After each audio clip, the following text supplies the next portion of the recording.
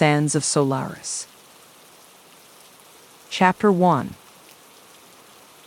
Golden sunlight streamed through the floor-to-ceiling windows of the Valerius family's opulent penthouse suite, bathing the room in a warm glow.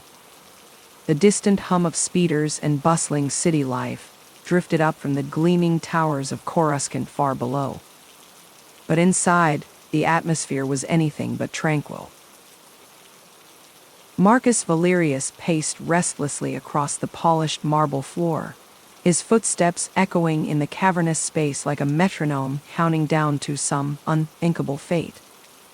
Though only 22 standard years old, the weight of his family's dynasty already rested heavily on his broad shoulders. He ran an anxious hand through his dark hair, the strands damp with sweat despite the climate-controlled air. His heart pounded a staccato beat against his ribs as he waited for his father to speak, to give voice to the catastrophe he could feel looming over them like a black hole poised to swallow their entire world. Cassius Valerius sat hunched at his massive obsidian desk, a throne-like chair serving as paltry armor against the onslaught of ill news. His normally proud posture was deflated, as if the very life had been siphoned out of him. Datapads and holoprojectors were strewn haphazardly across the surface, a far cry from their usual meticulous order, bearing witness to the crisis that had engulfed House Valerius. Cassius looked up at Marcus, his blue eyes that were so like his son's now clouded with exhaustion and worry. The harsh lines etched into his patrician face stood out like cracks in ancient stone. When he finally spoke, his deep voice was rough, scraped raw. "It betrayed us, Marcus," Cassius said heavily, each word a anvil dropping into the suffocating silence. "The Corvinus clan has turned the Confederation Council against us." He tapped a datapad with a weathered finger, the slight tremor in the gesture betraying his churning emotions. "Damn them to the seven hells," Cassius spat. "Vultures and opportunists, the lot of them, circling for any sign of weakness." A sinking feeling settled in the pit of Marcus's stomach, so intense he thought he might be physically ill. The room seemed to tilt around him as the magnitude of his father's words sank in. The Corvinus clan. The mere name sent a surge of cold fury pulsing through his veins, heating his blood to a boil. For generations, their families had vied for power, wealth, influence, engaging in a deadly dance of political maneuvering and simmering resentment as they clawed their way to the apex of Coruscanti society. Marcus could scarcely remember a time when House Corvinus hadn't been the thorn in Valerius' side, a constant, looming threat to their legacy.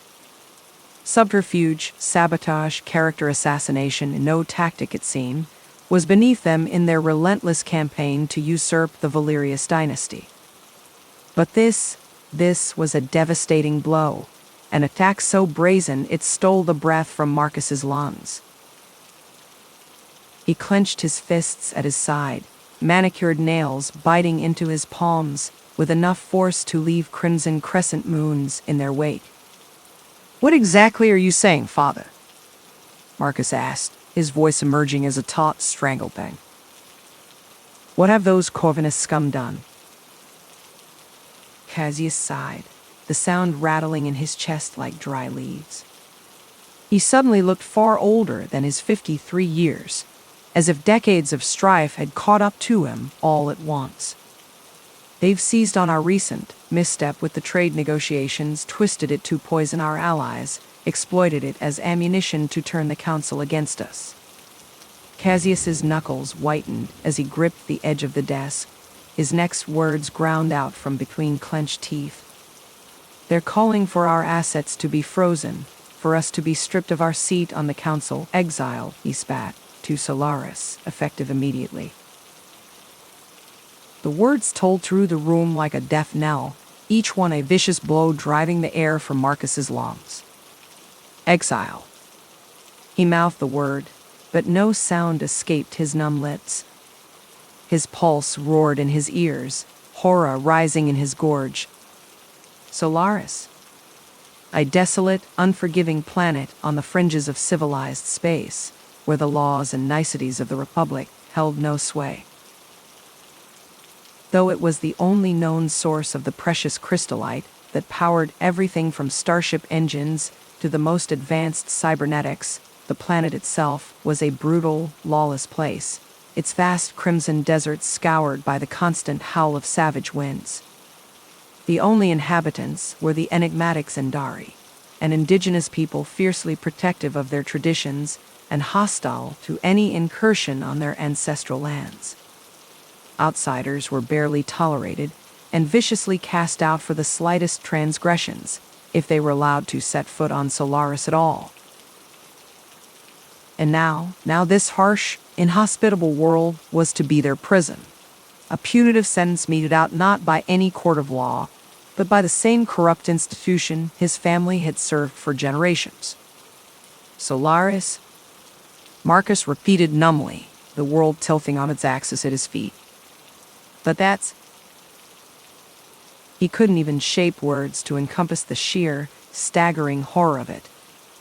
A death sentence in all but name. A bleak, inescapable nightmare from which there would be no waking, no reprieve.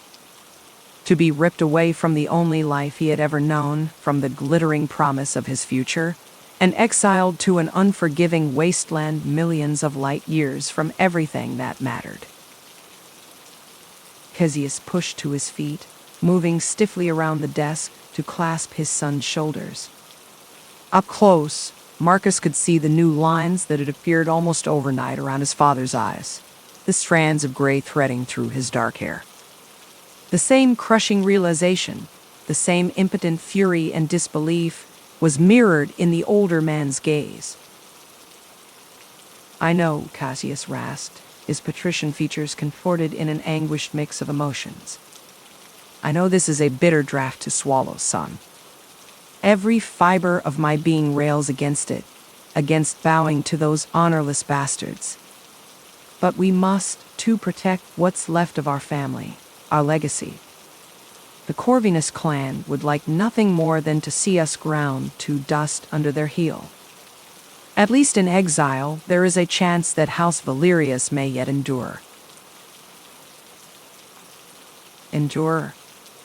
The word rang hollow, mockingly inadequate in the face of the cataclysm bearing down on them. What kind of existence would it be, scratching out a meager survival on that force-forsaken planet, millions of light years from every comfort and convenience they had always taken for granted? While the Corvinus clan gloated over their fall from grace and House Valerius faded into ignominious obscurity. But even through the tempest of emotions swirling inside him, a crushing despair, howling outrage, a sickness of the soul, and Marcus knew his father was right. As much as it galled him to admit, the Corvinus clan had outmaneuvered them, wielded the very instruments of the Galactic Confederation to orchestrate their downfall. There was nothing left but to accede to this mortal wound, to their pride, to their standing, with whatever shreds of dignity they could rally. Swallowing past the bitter knot in his throat, Marcus forced himself to give voice to the question that would seal their fate. "When do we leave?" he asked hoarsely, the words scraping like shattered glass over his tongue. "Dawn." Cassius turned away, but not before Marcus glimpsed the bright sheen of moisture in his eyes, the most terrifying sight of all. "They have graciously allowed us one rotation to set our affairs in order before the sentence is carried out. We'll take only what we can carry, leave everything else," he said quietly, each word leaden with grim finality. Leave everything else. It settled over Marcus like a smothering shroud, the inconceivable magnitude of all they would be forced to leave behind. In the space of a single morning, his entire life had imploded, the glittering future he had always envisioned swallowed up by an impenetrable pall of uncertainty. His gaze drifted to the window and the gleaming cityscape beyond, the orbital lanes choked with ships, the frenetic energy that was the lifeblood of Coruscant. He had thrilled to it once, to being part of this immense, intricate machine, one of the elite with the power to shape the very fabric of the galaxy. Now, it was little more than a cruel mirage shimmering just out of reach, a paradise lost to him for the foreseeable future, perhaps for good. Drawing in a shuddering breath, Marcus squared his shoulders and dragged his eyes away from the vista that had once held such promise. However bleak the road ahead, littered with dangers untold, it was the only path left to them now. "I understand, Father," he said quietly, surprised by the steadiness of his own voice, even as turmoil churned inside him like a raging ion storm. "I'll be ready." With a final glance at the city he had called home for his entire young life, Marcus Valerius turned on his heel and strode from the room, his bootsteps ringing like gunshots in the loaded silence. He would allow himself this one night to rage and grieve for all that had been stolen from him, from his family. But come morning, he would don the mantle of House Valerius, the cool, imperious mask that was his birthright.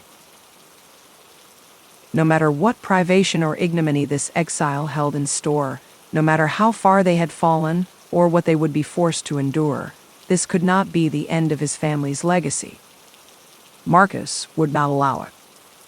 The Valerius bloodline would survive, even if he had to drag it back from the edge of ruination with his bare hands. They would adapt. They would rebuild. They would sharpen their wits on the whetstone of hardship and master this backwater planet and its enigmatic people until they were in a position to strike back at their enemies and reclaim their rightful place on Coruscant. No matter how long it took or what he had to sacrifice, he would not rest until the Corvinus clan was ground to dust under the heel of House Valerius. Marcus embraced the cold certainty, the simmering fury, until it armored him against doubt and despair. For if they failed, if House Valerius was truly broken, their rivals would have won a victory more complete than they could ever know. And that was the one defeat Marcus Valerius refused to accept, even if he had to venture to the ends of the galaxy to prevent it. Chapter 2. The twin sons of Solaris beat down, mercilessly, as the Valerius family's transport ship touched down on the barren, windswept landscape. Marcus peered out the viewport, his heart sinking at the sight of the desolate, rust-colored expanse that stretched out before them. Waves of shimmering heat rose from the cracked earth, distorting the horizon into a dreamlike haze. The ship's metal hull ticked and pinged as it cooled under the relentless solar onslaught. Aria let out a shaky breath beside him, her slender fingers digging into the armrests of her seat, knuckles white with strain. Beads of sweat glistened on her brow. "This place is a nightmare," she murmured, her voice barely audible over the whine of the ship's engines winding down. "I feel like we've landed in some kind of post-apocalyptic hellscape." Marcus nodded grimly, a pit of dread settling in his stomach like a ball of lead. He swallowed hard, his mouth dry as the arid wasteland outside. "I can't imagine how we're going to survive here." The words felt heavy on his tongue, like a proclamation of doom, a death knell for the life they had known. The ramp lowered with a hiss and a groan, the hydraulic mechanism straining against Solaris' unrelenting gravity. Rust flaked from the joints, scattering on the sun-baked ground. Cassius was the first to disembark, his tall frame silhouetted against the harsh glare of the binary stars. His black synth-leather boots crunched on the rocky soil as he strode down the ramp, his bearing regal and unyielding. Marcus and Aria exchanged an apprehensive glance before following, Aria's slender hand seeking his for reassurance, her palm slick with nervous sweat. As soon as Marcus' boot hit the cracked earth, a wave of blistering heat assaulted him, the air shimmering with it like a mirage. It was like stepping into an oven, the temperature so intense it stole the breath from his lungs. He took a deep, shuddering inhalation, trying to steady his nerves, but the air was dry and harsh, searing his lungs and leaving a metallic taste on his tongue. Beside him, Arya tugged her linen scarf up over her nose and mouth, her jade-green eyes watering from the stinging, dust-alighten wind. Cassius stood tall, his back ramrod straight, and his chiseled features set in an expression of stoic determination, every inch the unwavering patriarch. But Marcus could see the tightness around his father's steel-gray eyes, the way his jaw clenched as he surveyed the forbidding landscape, as if he could will it into submission through sheer force of resolve. "We must make the best of our situation," Cassius declared, his deep, commanding voice carrying across the arid plain with a note of grim determination. "This is our new home, and we will adapt. The Valerius name will endure, no matter the challenges we face." Marcus felt a flicker of admiration for his father's unflinching resolve, but it was quickly extinguished by the crushing reality of their circumstances. Solaris was the antithesis of everything they had known on Coruscant, a place of searing heat, howling winds, and unrelenting desolation. It was a world that seemed determined to break them, to grind them down into dust and scatter them across its barren wastes like the bleached bones of the countless unfortunates who had come before. As the family began to unload their meager supplies from the ship's cargo hold, Marcus caught sight of a group of indigenous Zendari watching from a nearby ridge. They were wrapped in earth-toned robes and scarves that shielded them from the harsh environment, their weathered faces inscrutable, dark eyes glinting beneath deep hoods. They moved with a graceful, almost ethereal quality, seemingly at one with the landscape, as if they had sprung from the very rock and sand itself. Whispers of ancient wisdom and intangible power clung to them like the ever-present dust. Marcus couldn't help but feel a pang of envy as he watched them, these enigmatic guardians of Solaris' secrets. These people had learned to thrive in this unforgiving land, their lives woven into the very fabric of the planet's untamed wilderness. In contrast, the Valerius family were little more than foreign interlopers, soft and pampered creatures of the core worlds, ill-equipped to face the trials that lay ahead. They had been cast out of the garden of civilization, expelled from the only existence they had ever known. Arya sidled up to him as he hefted a heavy plasteel crate of supplies, her delicate brow furrowed with worry, wisps of raven hair escaping from her hood to dance in the arid breeze. "Do you really think we can survive here, Marcus?" she asked, her voice low and urgent, barely audible over the keening wind. "This place, it's like something out of a nightmare, a fevered vision of hell itself." Marcus hesitated, setting the crate down with a dull thud and wiping the stinging sweat from his brow with the back of his sun-reddened hand. He wanted to reassure her, to tell her that everything would be all right, that they would find a way to thrive in this unforgiving land. But the words stuck in his throat like the ubiquitous sand, choked by the specter of doubt that haunted his thoughts. "I don't know, Arya," he admitted finally, his shoulders slumping beneath the weight of uncertainty. "But we have to try, for the sake of our family, our very survival. We have no choice but to endure." Arya nodded, her lush lips pursed in a thin, bloodless line. She looked out over the desolate expanse, her haunted gaze drinking in the cruel beauty of the alien landscape. "I just pray we don't end up like all the others, buried and forgotten beneath the unforgiving sands." Marcus followed her gaze, a chill of foreboding running down his spine despite the oppressive heat. Solaris was littered with the bones of the unwary and the unprepared, the foolish and the arrogant. Countless adventurers, prospectors, and colonists had come to this world seeking fortune or glory, only to be consumed by the planet's merciless embrace, their hubris and ignorance leading them to an unmarked grave beneath the shifting dunes.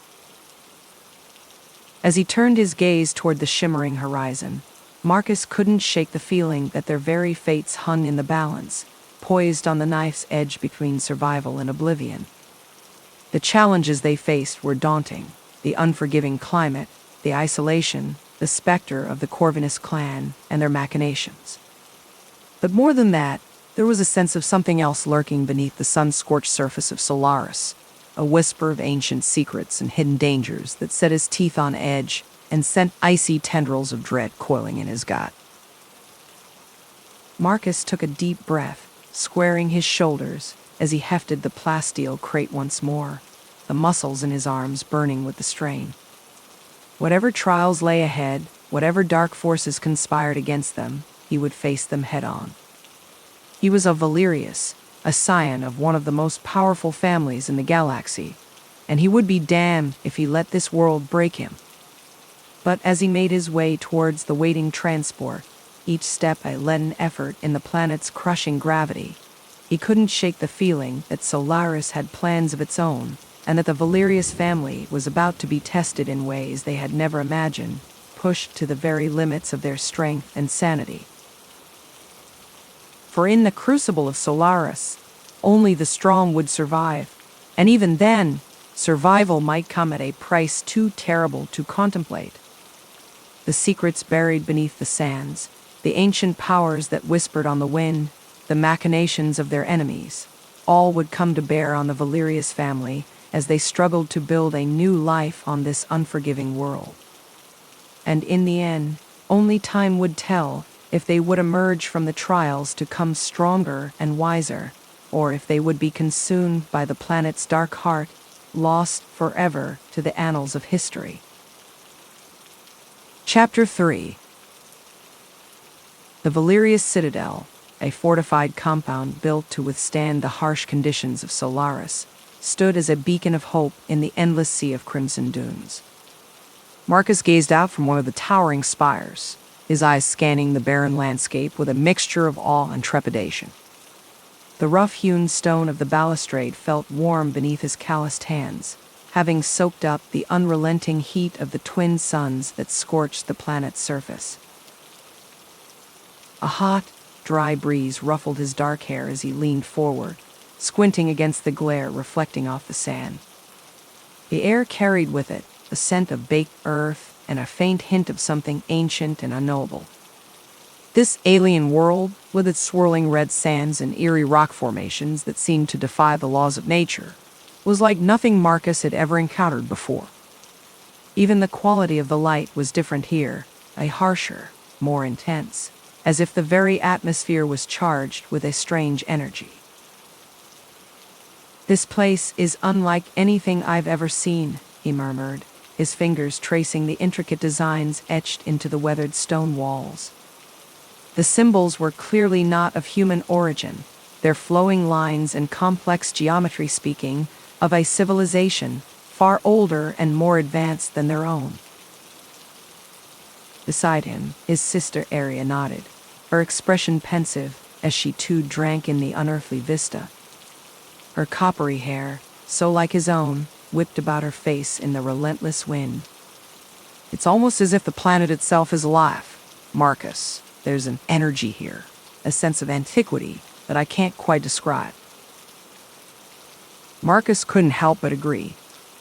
Ever since they'd set foot on Solaris, he'd felt it too, a palpable tension thrumming in the air, ancient secrets whispering just beyond the edge of perception.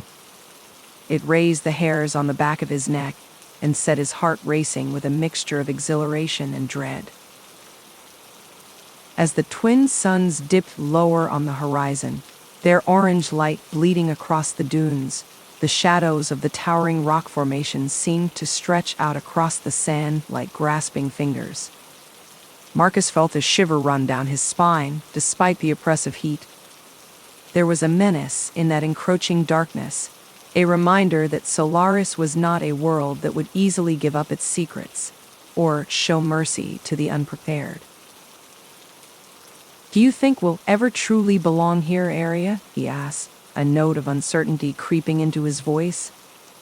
"The Confederation may have granted our family stewardship over this planet, but what do we really know about surviving in a place like this?"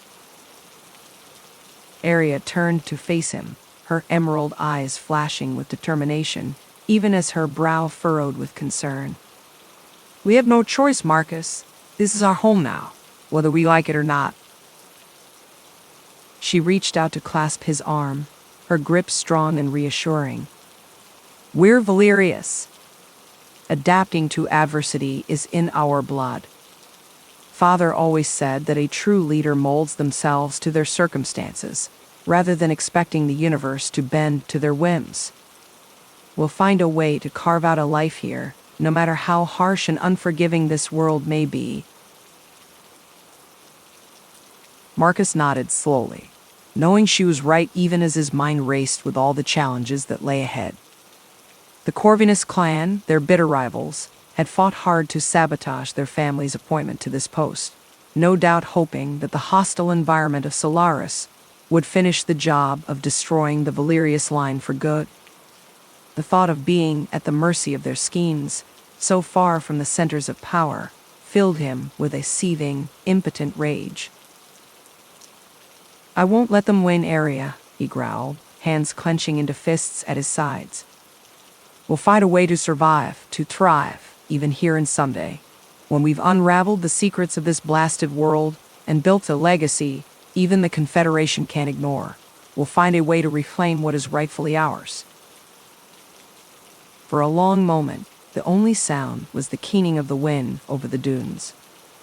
Then Arius smiled, a fierce, wolfish expression that mirrored the defiant anger in his own heart. "I have no doubt of it, brother," she said, her tone ringing with conviction. "The Corvinus clan may think they've consigned us to a living hell, but they've sown the seeds of their own downfall. Solaris is a planet of untold riches and knowledge lost to the ages when we unlock its potential. The galaxy will tremble before the might of Valerius once more," Marcus finished, an answering smile spreading across his face. "And our family will take its rightful place at the pinnacle of power." But as he spoke the words, he felt a flicker of unease deep in his gut. The same instinct that had kept him alive through 100 battles and political skirmishes was whispering that the true threat to their ambitions might lie not in the schemes of their enemies, but in the strange and perilous world they now called home. As if to punctuate the thought, a distant howl drifted across the dunes, raising the small hairs on the back of his neck.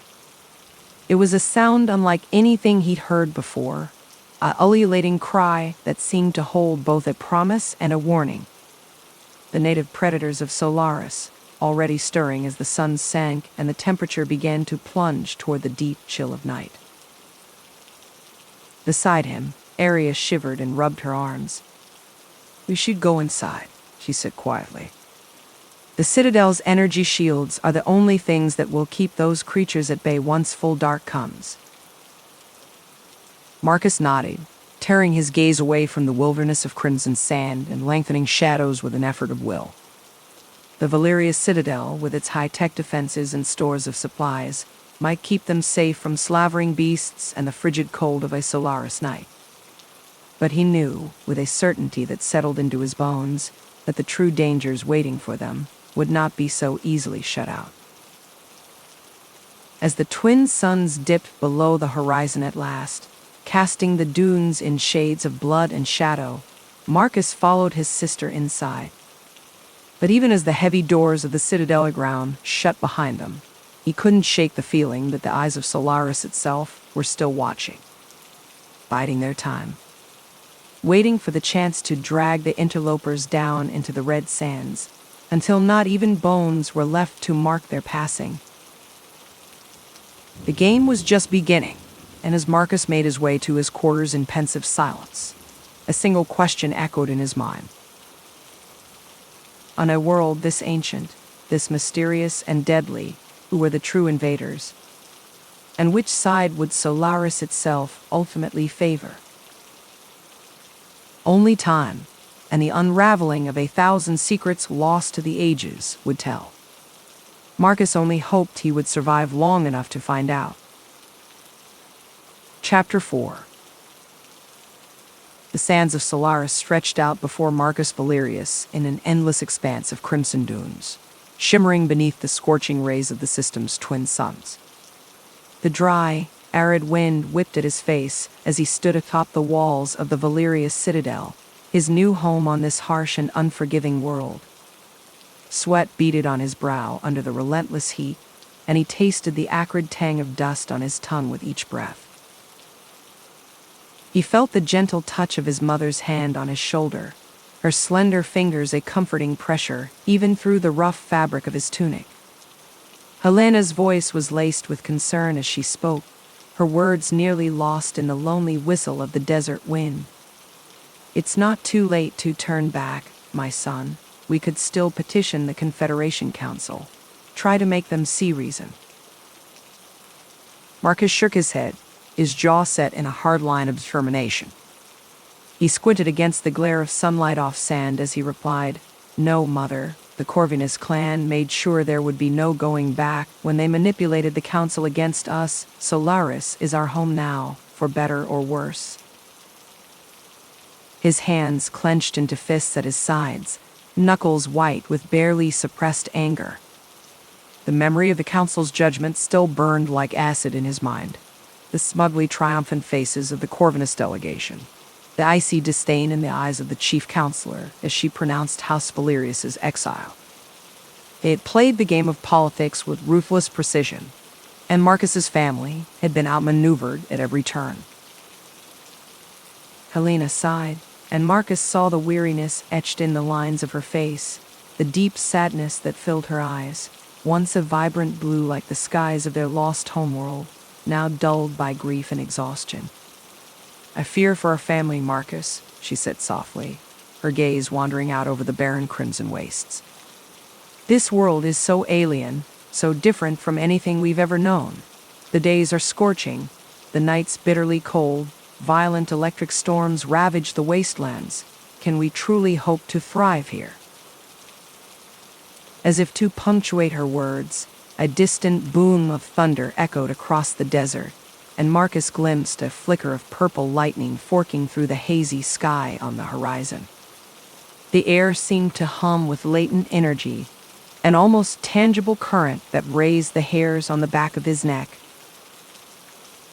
He turned to face his mother fully, taking both her hands in his own. His calloused palms enveloped her smooth, cool fingers as he met her gaze with fierce intensity, trying to convey his resolve through sheer force of will. "We have to, Mother. The future of House Valerius depends on it. This may be an inhospitable rock on the fringe of the galaxy, but it's all we have left. And there are opportunities here, vast deposits of rare crystallite waiting to be mined. With those resources, we can rebuild our family's wealth and power." The mention of crystallite brought a faint spark of hope to Helena's eyes, a glimmer of the indomitable spirit that had once driven her to lead House Valerius to greatness. The enigmatic crystal was the reason the Confederation had established a presence on this desolate planet in the first place, a Solaris's unique environment allowing the mineral to form in concentrations found nowhere else in the galaxy. It was the key to the most advanced technologies, from quantum computing to zero-point energy extraction. Whoever controlled the crystallite trade held the reins of true power in the Confederacy. "You're right," Helena murmured, a new note of determination entering her voice. "If we can establish a successful mining operation, we'll have leverage again. The Council won't be able to ignore us forever." She squeezed Marcus's hands, her grip firm despite the delicate bones beneath papery skin worn thin by age and stress. Marcus felt a swell of emotion at his mother's words, a pride and love, but also an overwhelming sense of responsibility pressing down on his shoulders. Failure was not an option. He had to find a way forward for his family, no matter the obstacles in their path. "I won't let you down, Mother," he promised, his voice rough with conviction. "I swear it by the iron that flows in our blood. House Valerius will rise again, stronger than ever." Helena's expression softened, and she reached up to touch Marcus's cheek with a sad smile, her fingertips tracing the line of his jaw with feather-light tenderness. "My son," she said quietly, her eyes glistening with unshed tears. You've grown so much. I still remember when you were a little boy, chasing glowbugs through the hydroponic gardens on Nexus Prime. But I see it now, the strength in you, the iron determination that marks a true Valerius. If anyone can lead our family through these trials, it's you. The memory of those carefree childhood days sent a pang of bittersweet nostalgia through Marcus's chest. The lush green gardens of Nexus Prime, with their carefully climate-controlled environments and genetically engineered flora, seemed like a paradise lost now, a distant dream fading into the crimson haze of Solaris's skies. But he couldn't afford to dwell on the past, not when the future demanded his full attention. As they turned to head back into the shelter of the Citadel, a flicker of movement caught Marcus's eye. There, out amidst the sea of desert dunes, he spotted a band of indigenous Zendari nomads. They moved with an otherworldly grace, their long robes the color of bone billowing around them like wings, as if they were extensions of the shifting sands beneath their feet. Each step seemed perfectly placed, leaving barely a ripple in their wake as they glided across the unforgiving terrain. "Who are they?" Marcus asked, captivated by the mysterious figures. He raised a hand to shield his eyes from the glare, squinting to make out more details of the distant silhouettes. "The native people of Solaris, the Zendari," Helena replied, following his gaze. Her voice took on the cadence of a storyteller sharing an old legend. "They say the Zendari have dwelled on this world for centuries untold, in harmony with the planet's wild energies.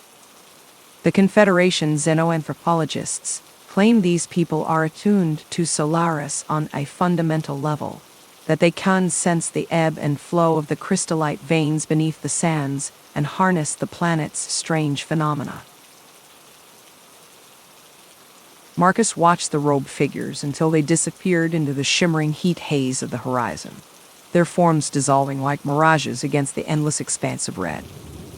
"They're the key," he murmured, half to himself, his mind racing with possibilities. "If House Valerius is to survive and thrive on Solaris, we'll need to learn the secrets of this world, and the Zendari are the ones who hold that ancient wisdom." Helena nodded slowly, her expression thoughtful. "The Zendari are said to guard their mysteries fiercely, passed down through generations of oral tradition and ritual. But you're right, Marcus, to conquer this planet, we must first understand it, and no matter how deeply those secrets are buried."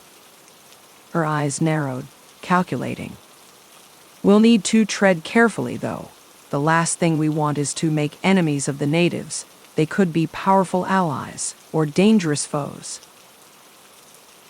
As the stark shadows of the Citadel walls fell over them, Marcus felt a shiver run down his spine, despite the oppressive heat. He couldn't shake the feeling that the sands of Solaris concealed far more than ancient ruins and untapped crystallite veins. There were secrets buried here, secrets that whispered to him in the hum of the planet's strange energy, knowledge that could change everything. And with House Corvinus plotting against them from the shadows, hungry to claim Solaris for themselves, Marcus knew the survival of his family might depend on uncovering those hidden truths before their enemies could. The game was in motion, and the future of House Valerius hung in the balance. But as he gazed out over the shimmering crimson wastes, Marcus felt a flicker of something like destiny stir in his blood, an unshakable conviction that he would find a way to lead his family to greatness once more, no matter the cost. Chapter 5. The sands of Solaris swirled and shifted, casting a hazy, reddish glow over the Valerius citadel as Marcus ventured out to explore his new surroundings.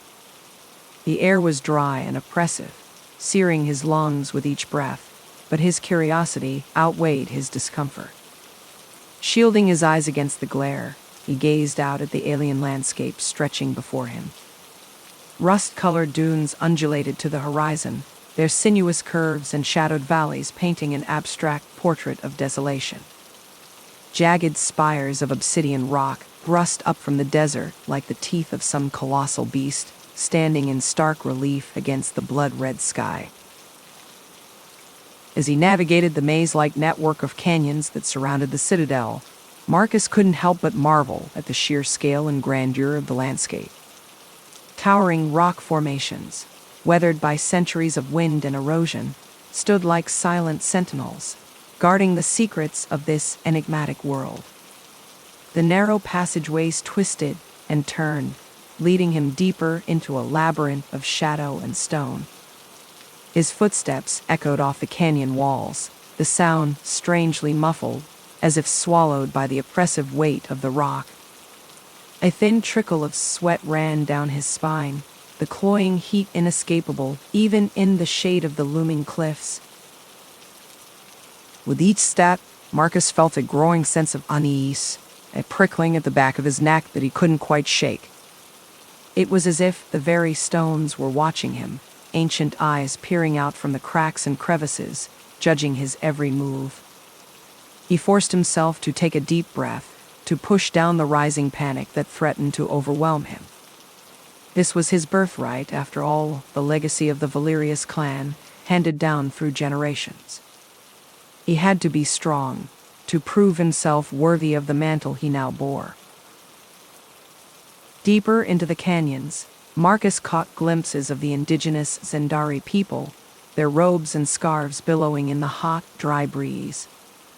He watched, transfixed, as they moved with a fluid grace, seemingly in tune with the very rhythm of the land. They appeared and vanished like mirages, darting between the rocks with preternatural agility, their dark skin blending seamlessly with the shadows. Their eyes, when they met his, were fathomless pools of obsidian, hinting at ancient wisdom and secrets long forgotten. Unsure whether to call out a greeting, Marcus held his tongue, an inexplicable feeling warning him that his presence here verged on intrusion. He was an outsider, a stranger in a strange land, and the weight of that realization settled heavily on his shoulders. What right did he have to be here, to tread upon these hallowed grounds? The doubts that had plagued him since his father's death rose up anew, a choking tide of uncertainty and self-recrimination. Suddenly, a flash of movement in the corner of his eye caught his attention, snapping him out of his reverie. Whirling around, Marcus found himself face to face with a Zendari woman, her eyes meeting his with an unwavering gaze. She had materialized, as if from the very stone itself, her dark skin and ember-hued robes blending seamlessly with the colors of the desert. Intricate tattoos swirled across her face and hands, arcane symbols whose meaning eluded him, hinting at mysteries beyond his comprehension. Streaks of silver shot through her thick, black hair, belying an age her unlined face concealed. "You are the Valerius," she said, her voice soft yet commanding, resonating with an undercurrent of power that sent a shiver down Marcus's spine. It was a voice that demanded attention, that brooked no argument. "What brings you to these sacred lands?" Marcus hesitated, unsure of how to respond. His mouth felt as dry as the desert air, his tongue thick and clumsy in his mouth. I'm just exploring," he stammered, feeling uncharacteristically off balance in the presence of this mysterious stranger. He straightened his posture in an attempt to regain some composure, to project an air of confidence he didn't quite feel. "I meant no disrespect by coming here." The Zendari woman regarded him with a hint of curiosity, her kohl-rimmed eyes seeming to bore into his very soul, to strip away the layers of pretense and lay bare the truth of his being. "You are the son of Cassius Valerius, are you not the one they call Marcus?" It was a statement, not a question, delivered with a certainty that left no room for denial. Marcus nodded, his brow furrowed in confusion. A bead of sweat trickled down his temple, though whether from the oppressive heat or a growing unease, he couldn't say. "How do you know my name?" An enigmatic smile played at the corners of her lips, a hint of amusement dancing in her dark eyes. "The Zendari have been expecting you," she replied cryptically, her fingers tracing patterns in the sand at her feet. Strange shapes swirled and shifted, hinting at some eldritch script, a language beyond his ken. "We have felt your presence, like a ripple in the sands, a disturbance in the delicate balance of this world. You have a destiny to fulfill, Marcus Valerius, though the path is shrouded in mystery, in shadows yet to be illuminated." Marcus's heart raced, his mind spinning with questions. The woman's words echoed the strange dreams that had plagued him of late, visions of a great trial, of dark forces gathering like storm clouds on the horizon. He had chalked them up to stress, to the weight of his new responsibilities. But now he wondered if there was something more to them, some deeper meaning he had yet to grasp. "Destiny? What do you mean? What am I supposed to do?" He took a step forward, a sudden desperation seizing him. "I need to understand, to make sense of the chaos that had engulfed his life." The Zendari woman raised a hand, silencing him with a gesture that spoke of ancient authority. Her dark eyes flashed with an inner fire, a glimpse of the power that lurked beneath her placid exterior. "In time, the answers will be revealed, the path will become clear. But for now, you must learn to listen to the whispers of Solaris, to feel the ancient power that flows through this land, through the very stones beneath your feet. Attune yourself to its rhythms, to the ebb and flow of the desert, and it will guide your steps, illuminate the way forward." Before Marcus could respond, the woman turned and disappeared into the canyons as suddenly as she had appeared, her form shimmering like a heat mirage before vanishing altogether, swallowed up by the shifting sands. He blinked, wondering for a moment if the entire encounter had been a figment of his imagination, a trick of the light and the oppressive heat. But the cryptic words still echoed in his ears, and the strange symbols she had traced in the sand remained, already beginning to blur and fade in the hot breeze, erased by the relentless march of time. As he made his way back to the Valerius citadel, his mind churning with unanswered questions, Marcus couldn't shake the feeling that he had been drawn into something far greater than himself, a web of secrets and ancient powers that threatened to consume him, to sweep him away like a grain of sand in a sandstorm. The path ahead was shrouded in uncertainty, in darkness that seemed to press in from all sides. But one thing was crystal clear. He would have to navigate it with all the skill and cunning he could muster, to learn to read the signs and portents that swirled around him like the sands of Solaris. For with the Corvinus clan lurking in the shadows, their agents no doubt already moving in the wake of his father's death, he knew that the fate of his family, and perhaps the entire Confederation, now rested squarely on his shoulders, a burden he could not afford to bear lightly. The game was afoot, and he would have to play it to the best of his ability, or risk being swallowed by the gathering darkness, lost forever in the shifting sands of time. Chapter 6. The sun was setting over the Valerius citadel, casting a warm, golden glow across the crimson sands of Solaris. Marcus stood on the balcony, his gaze fixed on the distant horizon. The dry desert wind whipped at his cloak, carrying with it the faint aroma of cinnamon and exotic spices from the citadel's gardens below. His mind raced, replaying the strange encounter he had just experienced out in the canyons. He could still picture every detail vividly, the way the setting sun had painted the towering rock walls in shades of blood and fire, the feel of the coarse sand shifting beneath his boots with each step. And then, as he rounded a bend in the narrow path, there she was. The Zendari woman. She stood utterly still, draped in robes the color of midnight, her dark hair lifting slightly in the breeze. But it was her eyes that immediately captured Marcus' attention, a deep, endless pools of obsidian that seemed to hold the secrets of ages. When she spoke, her lilting accent sent a shiver down his spine, her words resonating with a subtle power he couldn't quite define. You have a great destiny, Marcus Valerius. The phrase hung in the air between them, heavy with portent. You are the one the ancient prophecies speak of. The Zendari have been waiting for you for a very long time. Marcus could only stare at her, shocked into silence.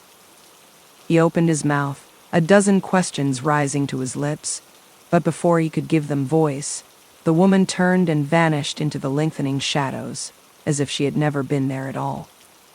Only the fading echo of her cryptic words proved that it hadn't been some bizarre desert mirage. Now, hours later, Marcus found himself still grappling with the implications of the encounter. He murmured the foreign word to himself, feeling an unsettling tingle on his tongue. Destiny. What in the seven hells could she have meant by that? The light tread of footsteps behind him pulled Marcus from his reverie. He turned to see his sister Aria emerge from the arched doorway, concern etched onto her fine-boned face. The last rays of the setting sun ignited her fiery hair, making it look like a halo of living flame. I saw you return from the canyons, Marcus, Aria said softly, moving to stand beside him at the balcony's edge. You're as pale as a ghost, and there's a distance in your eyes that worries me. Did something happen out there? Marcus sighed heavily, the weight of the strange meeting settling into his bones like lead. He leaned against the sun-warmed stone of the balcony and slowly recounted every detail of the bizarre exchange with the Zendari woman. As he spoke, he watched Aria's delicate brow furrow deeper with each word, her hazel eyes narrowing in open skepticism. When Marcus finished speaking, Aria let out a short, sharp laugh, shaking her head in disbelief. Destiny, the Zendari have been expecting you. She reached out to grip his arm, her fingers digging in almost painfully. Marcus, think about this rationally for a moment. We've been exiled to this hellish, outer rim planet by our enemies, cut off from everything we've ever known. And now, out of nowhere, this native woman appears spouting cryptic nonsense about fate and ancient prophecies centered around you. It's all a bit too convenient, don't you think? I know it sounds like utter madness, Marcus admitted, tugging at his hair in agitation until it stood up in wild spikes. Believe me, there's a part of me that wants to dismiss it as a heat-induced hallucination. But Aria. He paused, struggling to find the right words. There was something in her eyes when she looked at me, a depth of knowledge and power that I can't even begin to describe, as if she could see right into the core of my being, glimpse the twists and turns of fate itself. A tremor coursed through him at the memory, raising gooseflesh on his arms, despite the desert's pervasive heat. Aria's fingers tightened on his arm as she stepped closer, genuine worry clouding her gaze now.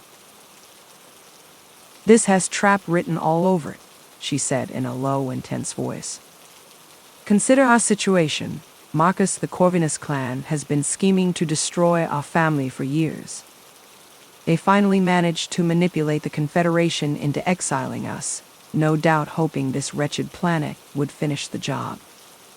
And now, just as we're at our most vulnerable, this Zendari mysteriously appears, spinning tales of grand destiny.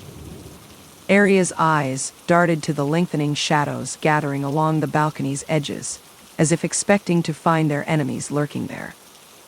I'd bet my last mark that the Corvinus are behind this somehow, probably trying to lure you into a trap with delusions of power and glory. Marcus nodded slowly, a heavy sense of dread settling like a ball of ice in his stomach as he absorbed Aria's words. She was right, of course. They were balanced on a razor's edge here, their survival far from certain on this harsh and hostile world.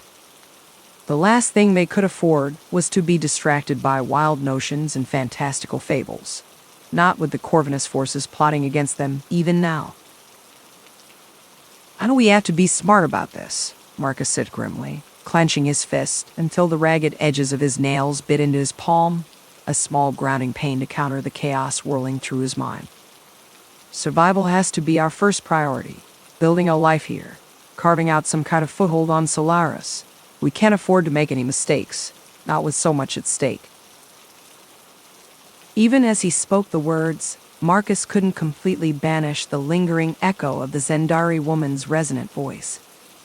His gaze drifted back to the horizon, now painted in deepening shades of crimson and indigo as Solaris twin moons began their slow ascent. The vast desert seemed to call to him, whispering of ancient secrets waiting to be discovered just beyond the canyon's rugged curves. And yet, he murmured, almost to himself, I can't shake this feeling that there's something more going on here, that Solaris holds the key to knowledge that could reshape the very fabric of the Confederation. A thrill of excitement warred with trepidation in his chest at the thought. What if this supposed destiny the Zendari spoke of is real? What if? No, Marcus, Aria cut him off sharply, real fear flashing in her eyes now. Don't even say it. You can't seriously be considering chasing after some cryptic native legend. The Corvinus would like nothing more than for you to go off on a fool's errand and give them an excuse to have you killed or worse. She moved to grip his shoulders tightly, the nearly frantic note in her voice snapping Marcus back to reality with jarring force. Promise me, she said in a fierce whisper. Promise me that you won't do anything stupid. That you'll focus on the immediate problems we face, fortifying our position here, securing allies, watching our backs for any Corvinus treachery. We have to play this smart if we ever hope to reclaim what's rightfully ours. The words were like a bucket of ice water dumped over Marcus' head, crystallizing his jumbled thoughts into one clear imperative: protect the family at all costs. I promise, he said solemnly, pulling Aria into a tight hug, her silken hair soft against his cheek. You're right, the clan has to be the priority. I won't let myself get distracted or pulled into any traps. We'll take things one step at a time, do what we must to survive and thrive here. Even as Marcus made the vow, he could feel the threads of some vast unseen fate pulling taut around them, ancient and powerful forces stirring to life in Solaris dry winds and shifting sands. The Zendari woman's parting words echoed in his mind, igniting an ember of defiant purpose deep within him. One way or another, he knew, the great mysteries slumbering here would be uncovered, and God's help anyone foolish enough to stand in his way when that day arrived. Chapter 7. The ancient stone walls of the Valerius citadel seemed to press in on Marcus as he hunched over the weathered maps and crumbling texts scattered across the library table. Shadows danced along the stacks, cast by the flickering light of a handful of candles that burned low in their sconces. The musty smell of aged parchment mingled with the acrid scent of smoke, stinging his nostrils. Marcus rubbed his bleary eyes, the pads of his fingers coming away, smudged with ink from hours spent poring over the cryptic documents. A yawn stretched his jaws, and he rolled his shoulders, trying to ease the stiffness that had settled in his muscles. His stomach growled, reminding him that he'd neglected to take supper in his fervor, to wrest meaning from the arcane notations and esoteric sketches spread before him. The library door creaked open, the sound unnaturally loud in the sepulchral quiet. Marcus's hand darted toward the dagger sheathed at his hip, but he relaxed as Aria's lithe form slipped into the chamber. His sister moved with a whisper of silk, but tension was evident in the set of her shoulders and the tightness around her eyes. Still at it, brother? Aria asked, her tone hovering between concern and exasperation. She crossed to the table and set down a tray laden with a flagon of wine, a hunk of dark bread, and a slab of cheese threaded with blue veins. I thought I might find you here, eschewing rest and sustenance in favor of chasing apparitions. Marcus huffed a laugh, reaching for the wine. Your solicitude is touching, Aria, but I'm close to deciphering the import of these references to the heart of Solaris that keep recurring in the ancient texts. There's a deeper truth here. I can feel it. Arya sighed, sinking into the chair beside him. She reached out and brushed a lock of hair from his brow with a tender gesture that contrasted with the furrow marring her own. Marcus, I understand your fixation, truly. The possibility of uncovering lost knowledge, of winning an advantage over our foes. It's a seductive prospect, but you must have a care not to lose yourself in this obsessive quest. Marcus took a long pull of the rich, red vintage, savoring the way it warmed his throat and belly. He picked up a piece of the cheese, rolling it between his fingers as he mulled over his sister's words. I hear you, Arya, he said at last, holding her gaze. But I'm not tilting at shadows. That encounter with the Zendari female. It awoke something in me, a sense of purpose, of destiny, that I can't ignore.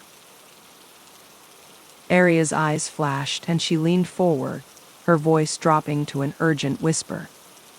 And what of the destiny of our house, Marcus? What of the enemies that even now plot our downfall? Unearthing Solaris's secrets will mean nothing if House Corvinus destroys us ere you divine the truth. Marcus clenched his fist, the sudden movement knocking over a pewter ink pot. Black liquid spread across the desktop, obliterating the lines of an ancient map and making the parchment curl at the edges. He cursed under his breath, reaching to blot the spill with his sleeve, but Arya stayed his hand. Leave it, she murmured, her voice gentling. It's an apt metaphor, is it not? The machinations of the present bleeding over the enigmas of the past. A rueful smile tugged at Marcus's mouth. Trust Arya to find poetry in a moment of clumsiness. He rubbed a hand over his stubbled jaw, feeling the rasp of exhaustion in his bones warring with the restless fire in his mind. I haven't forgotten our precarious standing, he assured her, holding her intent gaze, trying to make her see the resolve burning in his own. Every step I take, every avenue I pursue, it's all toward the aim of securing House Valerius' future. I truly believe the key lies in the riddle of this world, and I mean to find it. Arya bit her lip, obviously torn. At last, she reached out and gripped his forearm, her slender fingers belying the strength in her grasp. Then find it swiftly, brother, she said, her tone as unyielding as Solarian granite. For all our sakes, I'll do what I can to keep Father pacified and our enemies at bay, but the sands in the hourglass are dwindling. We haven't the luxury of time. Marcus covered her hand with his own calloused palm, a silent pledge passing between them. Nor will I squander what we have, you have my word, Arya. I won't let our family fall, no matter what I must do or uncover. Arya held his eyes for a long, fraught moment, then nodded once. She rose from her chair in a whisper of silk skirts and padded to the door, pausing with her fingers on the worn brass handle. Don't let the candles gutter out, she tossed over her shoulder, a forced lightness in her tone. You'll ruin your eyes squinting in the dark. Ever my protector, Marcus replied with a soft chuckle. Sleep well, sister. The door snicked shut behind Arya, leaving Marcus alone with his thoughts and the crackling of the dwindling candle flames. He reached for another sheaf of parchment, blowing a layer of dust from its surface. The cryptic symbols that danced before his tired eyes seemed to mock him, their meaning tantalizingly close but perpetually out of reach. With a growl of frustration, Marcus shoved to his feet, pacing to the narrow casement window. He rested his forehead against the cool, rough stone, staring out into the night. Solaris's twin moons cast an eerie, silver glow over the stark landscape, the distant mountains little more than jagged black silhouettes against the star-strewn sky. Somewhere beyond those peaks lay answers. Marcus could feel it in his marrow. But would he find them before the forces conspiring against House Valerius tightened their stranglehold?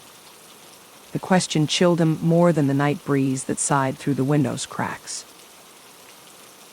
He let his eyes drift shut, reaching for the inexplicable sense of purpose that had kindled in his heart when the Zendari female had laid hands on him. It was still there, a steady ember glowing beneath the weight of his responsibilities and fears.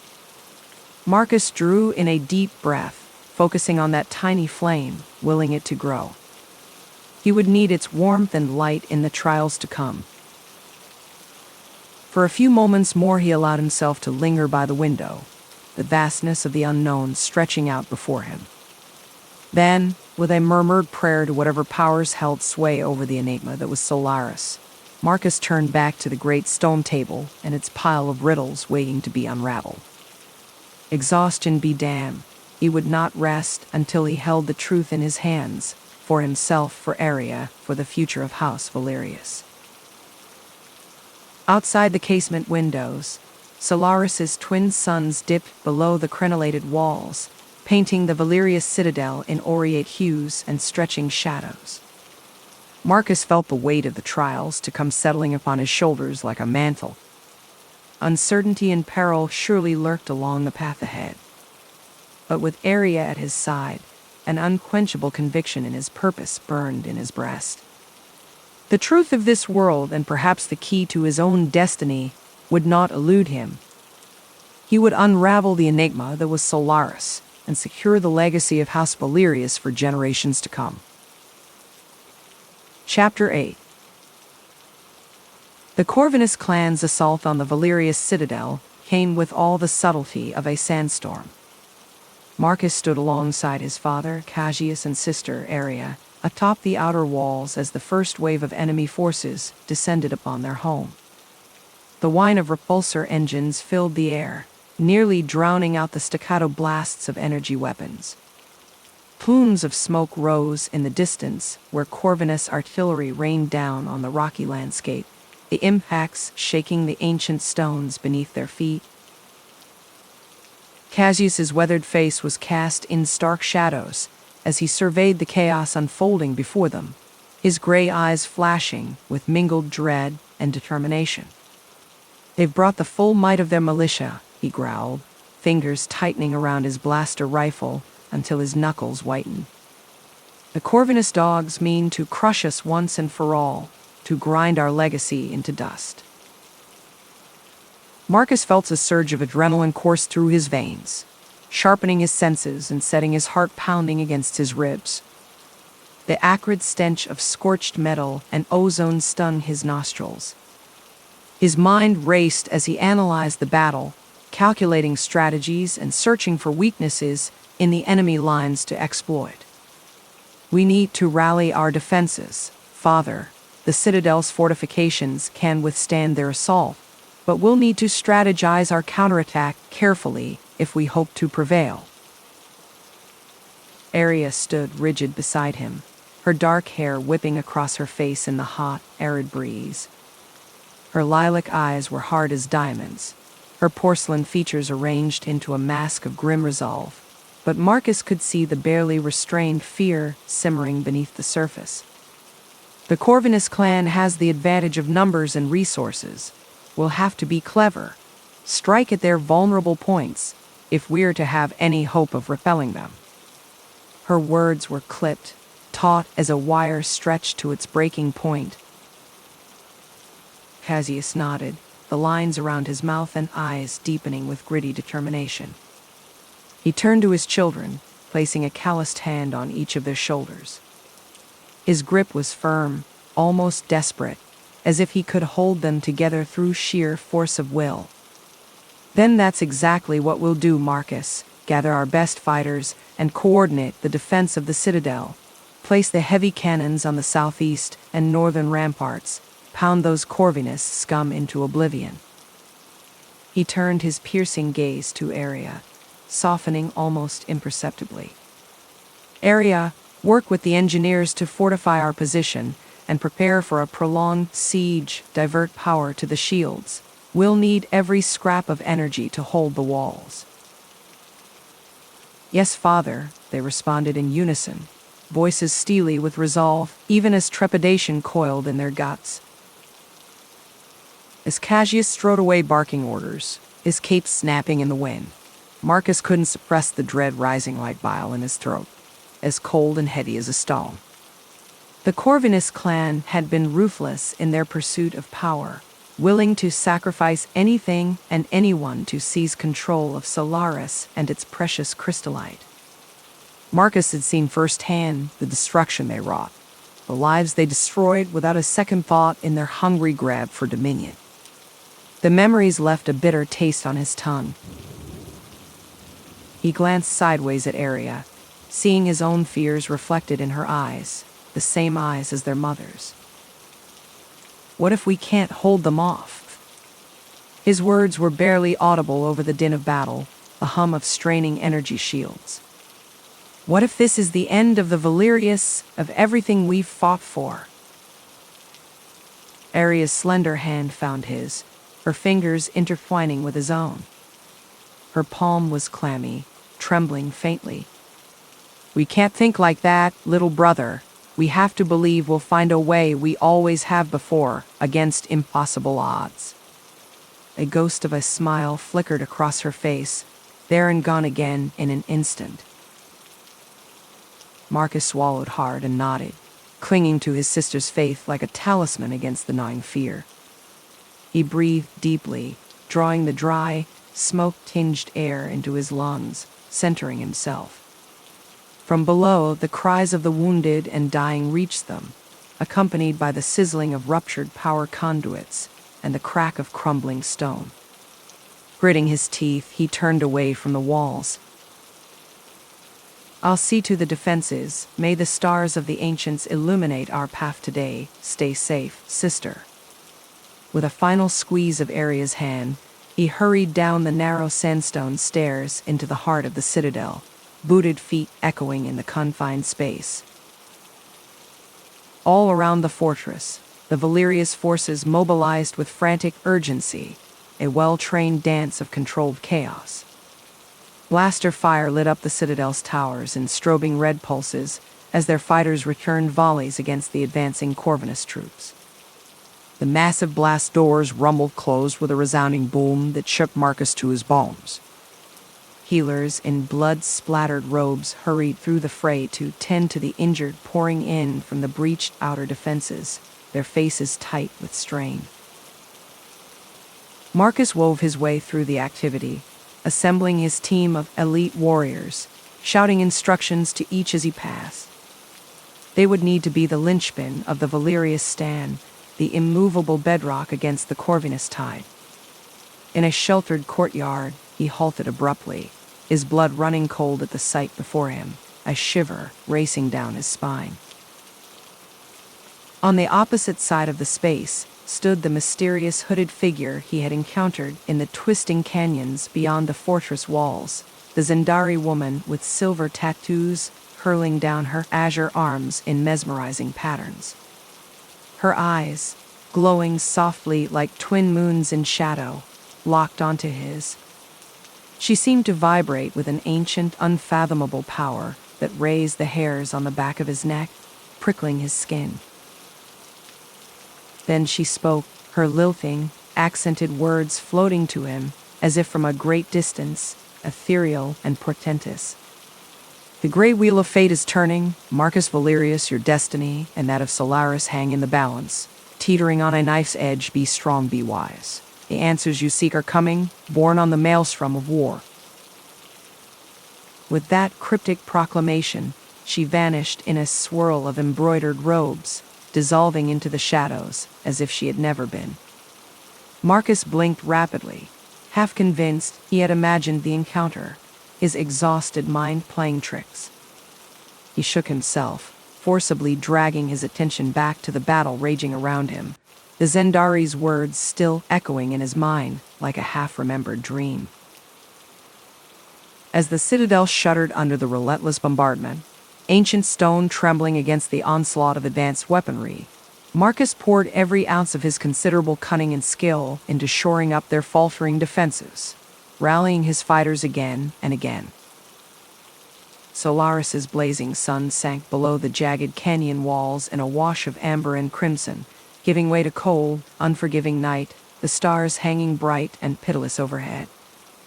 Still, the assault continued unabated, the Corvinus forces seemingly inexhaustible. Minutes bled into hours, exhaustion dogging Marcus's steps as he pushed himself beyond endurance, his muscles screaming in protest. The air hummed with the sizzle of blaster fire and shouted orders, the copper tang of blood mixing with the grit of pulverized stone and the sharp ozone scent of expended energy packs. The cloying stench of charred flesh and hot metal choked his throat. Through it all, through sheer tenacity and force of will, the citadel held, a bastion against the relentless siege. But Marcus knew it was only a matter of time before something gave, before the Corvinus clan's superior numbers and firepower wore them down like water over stone, like the ceaseless march of time itself. They needed an ace in the hole, a radical gambit to turn the tide, to snatch victory from the jaws of certain defeat. As if in answer to his desperate, half-formed prayers, the seeds of an idea began to take root in Marcus's racing thoughts, a plan so reckless, so audacious, it bordered on suicidal madness. But these were desperate times, the stakes higher than they had ever been. And Marcus would do anything, dare anything, risk everything to save his family and his world from the ravenous clutches of their ancestral enemies. Jaw clenched with grim determination, he signaled to his most trusted fighters, men and women who had been with him since childhood, bound by ties thicker than blood. They gathered to him like moths to a flame, awaiting his word with fatalistic resolve etched into their soot-streaked faces. They would likely only get one shot at this, one fleeting chance to rewrite the course of history. They had to make it count. Failure was not an option. The Valerius legacy and the future of Solaris itself hung in the balance, the scale poised to tip one way or the other. And Marcus would sooner embrace oblivion than let it all turn to ash and bitter memory. With a final prayer to nameless, uncaring gods on his cracked and bloodied lips, he plunged forward into the fray once more, blade flashing quicksilver in the strobing light, determined to meet his fate head-on, to wrestle triumph from the very throat of catastrophe or perish in the attempt. One way or another, this ended tonight. The Valerius would live or die as they always had, with honor and defiance to the last. No regrets. No surrender. Chapter 9. The Valerius citadel stood defiant, its ancient walls an unyielding bulwark against the relentless onslaught of the Corvinus clan's forces. From his vantage point atop the battlements, Marcus surveyed the arid landscape, the crimson dunes stretching endlessly toward the horizon. The dry, scorching wind whipped at his face, carrying with it the distant echoes of battle cries and the acrid tang of blaster fire. Aria's footsteps crunched on the gritty stone as she came to stand beside him, her brow creased with tension. "They've pulled back for now," she remarked, her fingers absently drumming against the worn grip of her blaster. "But it's only a matter of time before they regroup and come at us again with renewed fury." Marcus nodded, his jaw clenched with grim determination.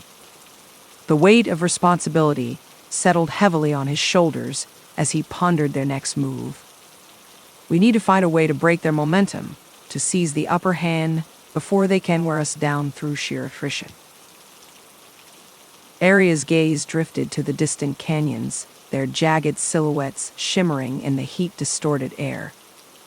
"Perhaps the Zendari could aid us in this endeavor," she mused, her voice tinged with a hint of speculation. "They possess an intimate knowledge of this land that surpasses our own. Their insights might just provide the key to turning the tide of this battle in our favor." A flicker of hope ignited in Marcus's chest at his sister's suggestion, a faint glimmer amidst the desperation of their circumstances. "That notion bears merit, Aria," he agreed, his mind already racing with the possibilities. "I will venture forth to the Zendari village and seek their counsel, We cannot afford to leave any potential advantage unexplored. Aria's eyes widened, a flash of concern evident in their cerulean depths. Marcus, the dangers that lurk beyond our walls are not to be underestimated, she cautioned, her voice tight with worry. Allow me to accompany you on this mission together. We stand a better chance of success. Marcus shook his head firmly, his resolve unwavering. No, Aria, your place is here. At the helm of our defenses, the Citadel needs your leadership and tactical acumen now more than ever. He placed a reassuring hand on her shoulder, meeting her gaze with unwavering conviction. I am better suited to this task alone. I can move with greater speed and stealth, evading the watchful eyes of our enemies. Aria opened her mouth to protest, but Marcus silenced her with a raised hand. I give you my word, sister. I will exercise the utmost caution. But we must not shy away from any opportunity to gain an advantage over the Corvinus clan. The Zendari may hold the key to unraveling the mysteries of this world and securing our victory. With reluctance etched into her features, Aria acquiesced to her brother's plan. Very well, Marcus. But do not embark on this journey alone. Take with you a hand-picked contingent of our most skilled and trustworthy fighters. And never let your guard down, not even for a moment. The Corvinus clan will not hesitate to strike at you without mercy if they catch wind of your intentions. Marcus offered her a smile, infused with a confidence he didn't entirely feel. Fear not, Aria. I shall return to you before long, triumphant in my quest. Until then, hold fast to the Citadel and keep our people safe. Our family's legacy depends upon it. With those parting words, Marcus descended the weathered steps of the battlements, his boots kicking up small clouds of crimson dust as he strode purposefully through the winding streets of the Citadel. The weight of his mission pressed down upon him, a palpable force that quickened his heartbeat and sharpened his senses. As he emerged from the shadow of the fortress walls and set out across the barren expanse of the dunes, an unease settled in the pit of his stomach, an instinctual wariness honed by years of conflict and hardship. The Corvinus clan's cruelty knew no bounds, their ambition an insatiable beast that would not rest until the Valerius family lay shattered at their feet. But Marcus held fast to the flickering hope that the Zendari possessed the knowledge to shift the balance of power, to grant them the edge they so desperately needed in this war for survival. The journey through the canyons was an arduous one, the terrain treacherous and unforgiving. The searing heat of the twin suns beat down mercilessly upon Marcus and his small band of companions, the dry winds scouring exposed skin raw and chapping lips until they bled. But still, they pushed onward, driven by the unshakable belief that the fate of their people rested upon the success of their mission. As they climbed the final ridge, the Zendari village came into view, its stone buildings seamlessly integrated into the rugged landscape, as if they had risen organically from the earth itself. A sense of ancient wisdom seemed to emanate from the very stones, an aura of mystery and secrets long buried beneath the shifting sands. Marcus stepped forward, his heart pounding with anticipation, only to find himself face to face with the same enigmatic Zendari woman he had encountered once before. Her eyes, dark and fathomless, seemed to pierce straight through to his very soul, reading the unspoken desperation that lurked behind his stoic facade. Your return was foretold in the whispers of the desert winds, Marcus Valerius, she intoned, her voice carrying an otherworldly cadence. The sands themselves have borne witness to your coming, eager to divulge their long-held secrets. Marcus drew in a steadying breath, the dry air searing his lungs as he fought to maintain his composure in the face of her unsettling prescience. Wise one, I come to you in our darkest hour, seeking aid and guidance. The Corvinus clan has unleashed the full might of their forces upon my family's citadel, and we find ourselves hard-pressed to repel their relentless assault. If there is any knowledge, any insight that you possess which could grant us an advantage in this battle, I implore you to share it with me. The fate of my people hangs in the balance. The Zendari woman regarded him with an inscrutable gaze, her lined face an unreadable mask. Seconds stretched into an eternity as she weighed his words, the silence broken only by the mournful keening of the wind through the narrow canyons. At last she spoke, her voice a cryptic whisper. The secrets you seek lie buried deep within the very sands upon which we stand, young Valerius. Ancient wisdom, long forgotten by the outside world, yet preserved in the collective memory of our people. Knowledge that could indeed tip the scales of this conflict in your favor. But only if you are willing to embrace the truth of your own destiny, to walk the path that fate has laid before you. A thrill of excitement mingled with trepidation raced through Marcus's veins at her words. He had always sensed that there was more to his life than the endless cycle of war and bloodshed, a greater purpose that called to him from beyond the veil of the mundane. And now, standing here in the heart of the Zendari village, he felt the first stirrings of that destiny, an inexorable pull towards a future shrouded in mystery and promise. I am prepared to face whatever challenges lie ahead, he declared, his voice ringing with conviction. For the sake of my family, for the future of our world, I will do whatever is necessary to uncover the truth and secure our victory against the Corvinus clan, no matter the cost. The Zendari woman inclined her head, a faint smile playing at the corners of her weathered lips. Then follow me, Marcus Valerius, son of the desert winds. The path to enlightenment lies hidden beneath the shifting sands, waiting for one with the courage and determination to unearth its secrets. Together, we shall delve into the very heart of this world's mysteries and discover the key to your destiny. With a sense of trepidation and exhilaration warring within his chest, Marcus fell into step behind the enigmatic Zendari guide, his mind awhirl with the possibilities that lay ahead. Little did he know that the revelations awaiting him in the depths of the ancient ruins would forever alter the course of his life and the fate of the entire galaxy. As they descended into the cool, shadowed depths of the underground passages, leaving the blistering heat of the surface behind, Marcus couldn't shake the feeling that he was standing on the precipice of a great and terrible discovery. And though the path ahead was shrouded in uncertainty, one truth burned bright and clear in his heart, that the key to his family's salvation lay hidden somewhere within these ancient walls, waiting for him to claim it as his own. Chapter 10.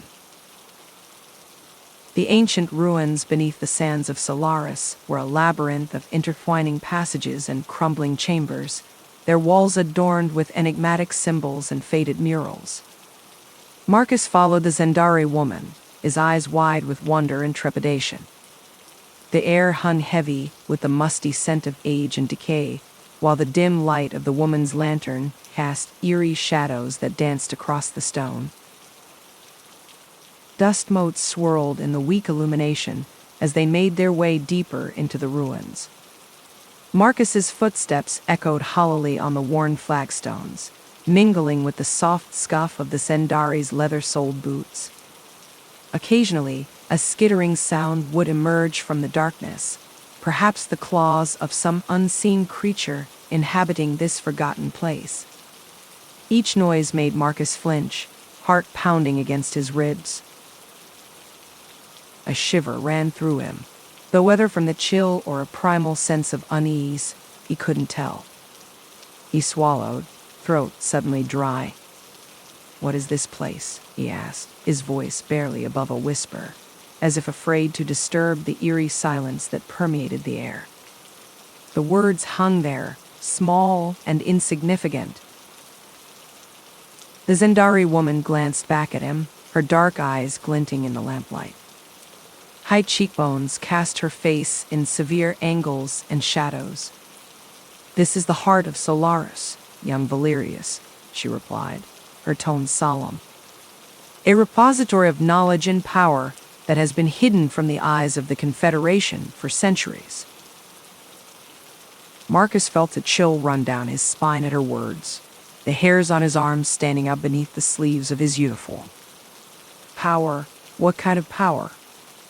He thought of the great warships of the Confederation fleet, of the destructive potential of crystallite weapons. Could there really be something even greater concealed here? She continued on without breaking stride, leading them ever deeper. Her voice took on a distant quality, as if seeing into realms unseen. The power to shape the very course of the galaxy, if wielded by the right hands or the wrong ones.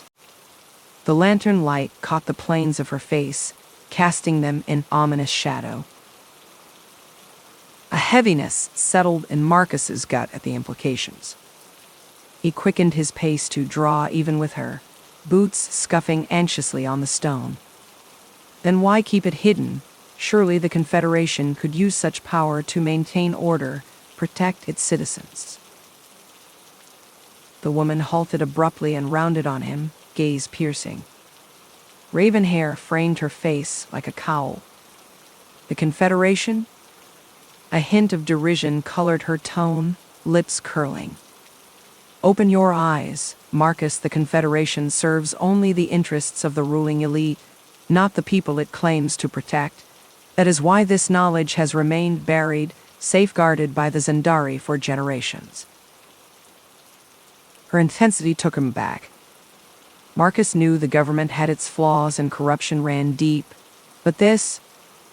He grappled with rising unease, a queasy feeling stirring in his stomach. But if the Corvinus clan discovers this power, they could use it to overthrow everything, impose their will across the stars. Exactly. Her eyes narrowed, jaw set with grim determination. Which is why we must act quickly to prevent them from gaining control of it. The fate of billions hangs in the balance.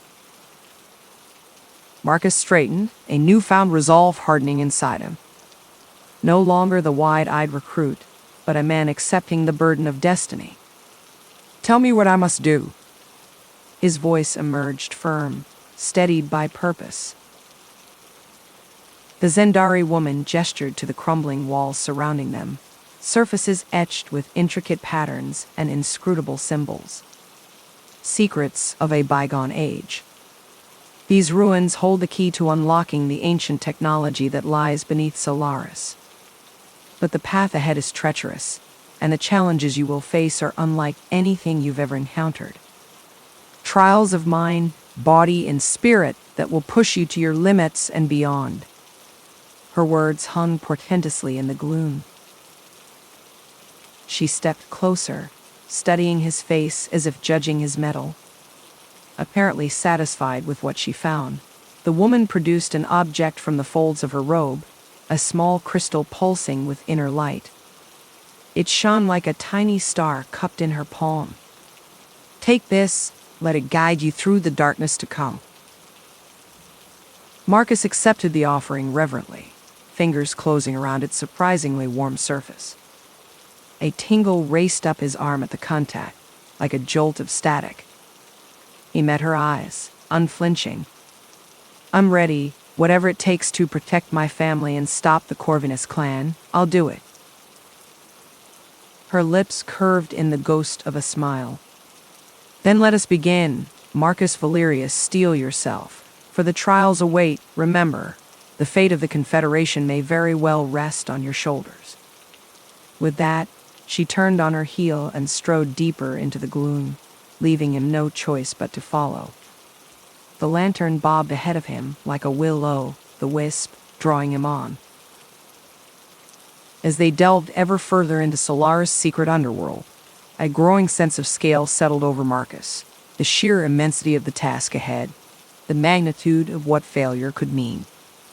His breath rasped in his ears, unnaturally loud in the pressing silence. The familiar comfort of crystallite walls gave way to ancient stone and mineral deposits he couldn't begin to identify, their surfaces sheened with condensation. Passages opened into vast chambers where their light seemed a feeble, insignificant thing against the oppressive dark. Bizarre mechanisms jutted from floors and ceilings, their purpose lost to time, gears frozen with rust, conduits crusted over. Oddly angled corridors lead off in all directions, a bewildering non-Euclidean geometry that made his head swim. And everywhere, the same uncanny symbols repeated in dizzying patterns. Not quite a language, but weighted with eldritch meaning that prickled at the edges of comprehension. They danced in the lamplight, almost seeming to writhe when viewed from the corner of the eye. The deeper they went, the heavier the sense of foreboding grew, an almost tangible miasma beating his skin with cold sweat. Marcus' breath came faster, each inhale tainted with the copper tang of fear. The crystal pulsed in his grip, as if in sympathy. The Zendari woman's earlier words echoed in his mind, painting a dire picture. He knew the stakes had never been higher for himself, his family, the Confederation, the galaxy. The fate of countless lives across the stars, reduced to an infinite array of fragile lights. But with the Corvinus clan closing in and everything he held dear imperiled, Marcus Valerius knew retreat was not an option. He would uncover Solaris' long-buried secrets, no matter the cost. Even if it meant plumbing the very depths of this eldritch labyrinth. Even if it meant facing nightmares made manifest. For in this moment, a resolve crystallized within him, adamant as the walls of the forgotten city itself. He was Marcus Valerius, a scion of his clan, sword of the Confederation, humanity's protector. And he would not fail. Chapter 11. The ancient ruins beneath Solaris were a maze of crumbling passageways and shadowed chambers, their walls adorned with enigmatic symbols and faded murals that seemed to pulse with an otherworldly energy. Marcus followed the Zendari woman, his heart racing with a mixture of anticipation and trepidation. Their footsteps echoed through the dank, musty tunnels, the sound reverberating off the time-worn stone.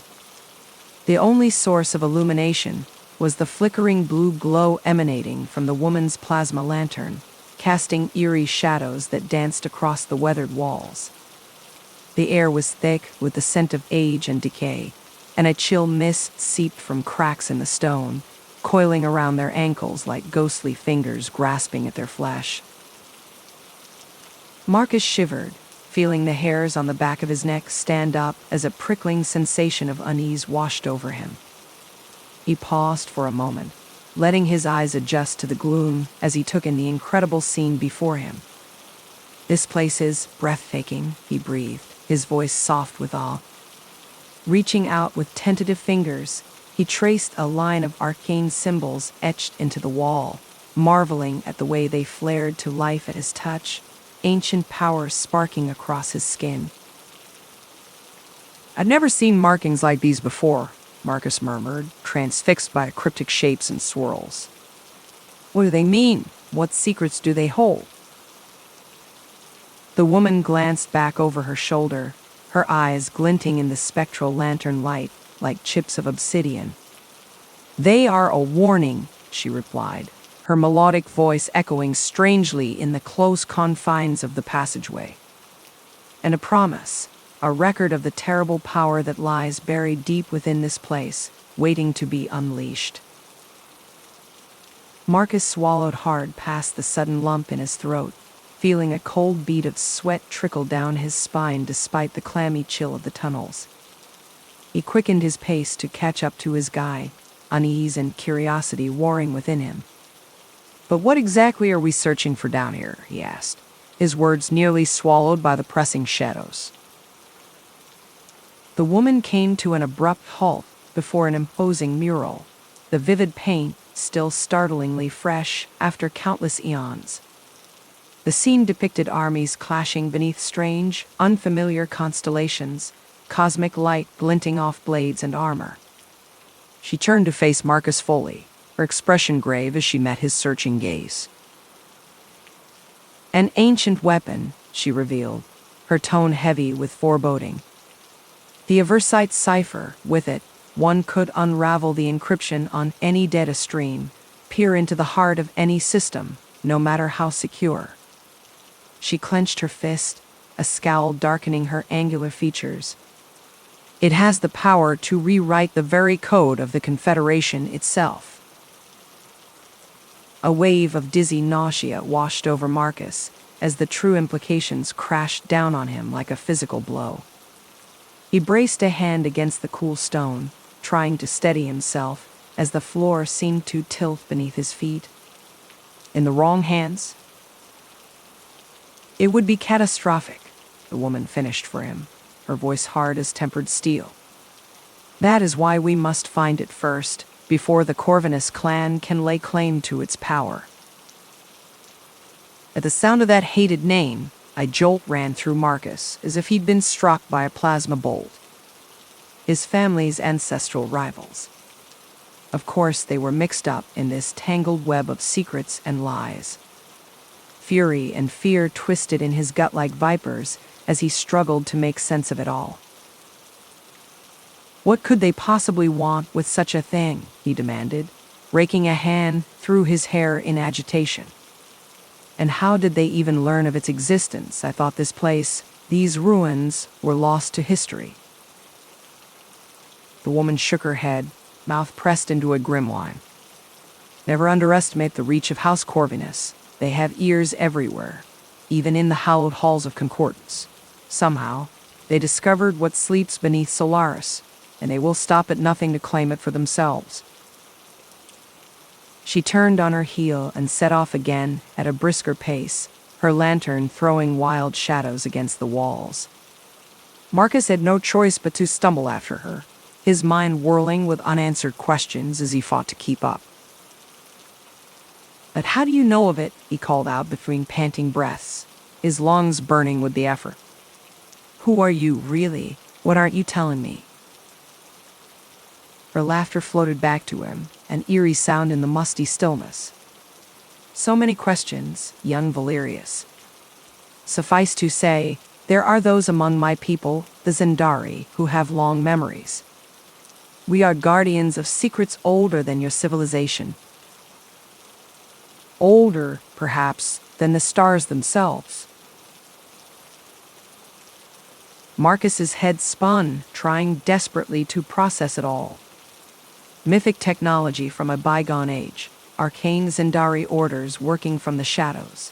It was like something out of a lurid holo thriller. But the dank chill of the tunnels, the burn in his lungs, the twisting dread in his stomach, all of it was viscerally, terrifyingly real. Whatever he'd stumbled into, there would be no easy escape. He was in it now, up to his neck, for better or worse. Abruptly, the woman came to a halt again, throwing up a hand in warning. Marcus nearly crashed into her, skidding to an ungainly stop. They stood before a towering set of blast doors, the sleek black surface adorned with esoteric equations and circuit-like patterns that made his eyes water to look at them too long. "We're close now," his companion said, a strange, faraway look on her face as she placed her palm against the door. Her lips moved in a silent incantation, ancient syllables flowing like water over stone.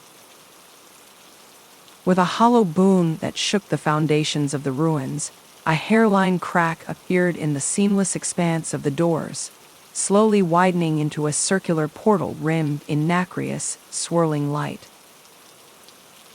The Zendari woman turned to Marcus, her gaze flinty and appraising. "Once we cross this threshold, there can be no turning back. The cipher chamber is warded by forces I myself barely understand. We must be prepared to face anything." Her eyes bored into his, seeming to strip away all pretense and see through to the very core of him. "Can you do this, Marcus Valerius? Are you ready?" Marcus met her searching stare, jaw clenched as steely determination rose within him, armoring his thundering heart. Too much was at stake. The future of his family, the balance of power in the entire Galactic Confederation. Whatever the cost, whoever or whatever stood in his way, he had to see this through. No matter where it led. No matter the price that must be paid. He gave a single sharp nod. "I'm ready," he said simply, surprised at the calm conviction in his own voice. "Let's finish this."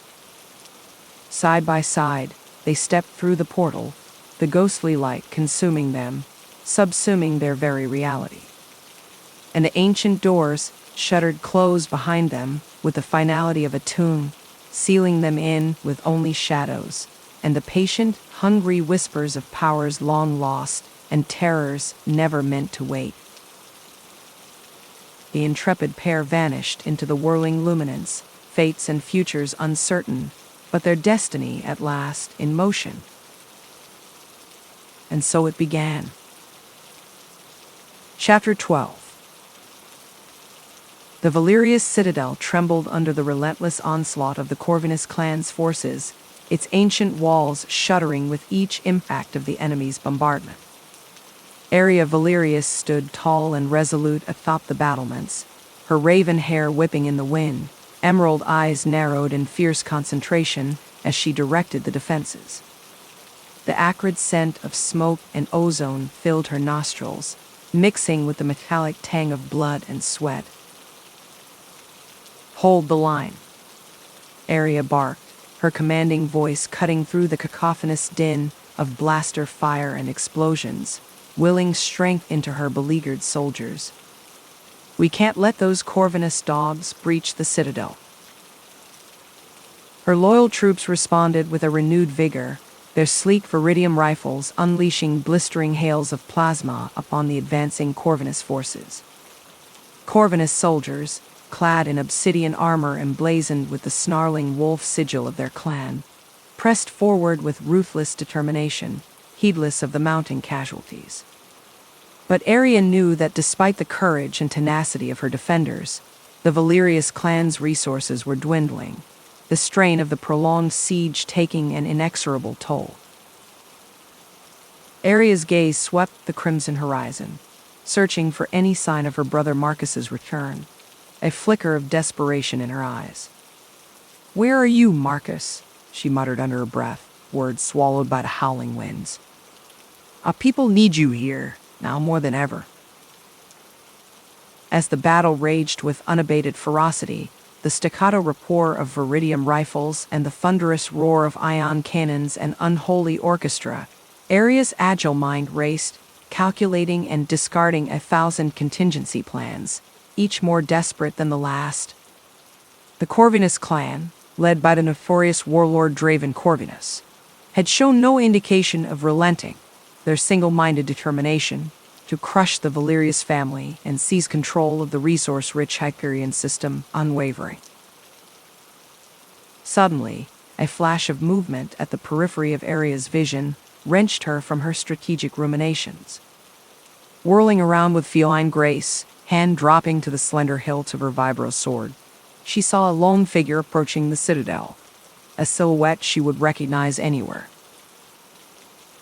"Marcus," Area cried, relief flooding her voice as she instantly recognized the familiar, purposeful gait of her brother, the legendary hero of the Valerius clan. But her initial elation quickly gave way to a gnawing sense of concern as she took in his haggard appearance, the fresh battle scars etched upon his angular face, and the aura of grim urgency that seemed to crackle around him like an electrical charge. "Area, we have to get everyone inside now," Marcus shouted as he reached the massive durasteel gates of the citadel, voice laced with a palpable sense of desperation that sent an involuntary shiver down Area's spine. "The Corvinus clan is after something buried beneath the sands of Solaris, an ancient power that could shift the balance of the entire Confederation. We have to stop them at all costs. Aria's delicate brow furrowed, green eyes clouding with a mixture of confusion and trepidation. What in the seven hells are you talking about, Marcus? What secrets have you uncovered on that blasted desert world? There's a technology of immense power, Aria, a relic from a forgotten age that could grant its wielder dominion over the very fabric of reality, Marcus explained, words tumbling out in a frantic rush, his chiseled features etched with grim intensity. The indigenous Zendari have guarded it for centuries, but now the Corvinus clan is closing in, hungry to claim it for their own twisted ends. We have to secure that power before they do, or the Confederation will fall. Aria felt a cold knot of fear tighten in her stomach, dread warring with disbelief. An ancient power, Marcus, what have you gotten us into this time?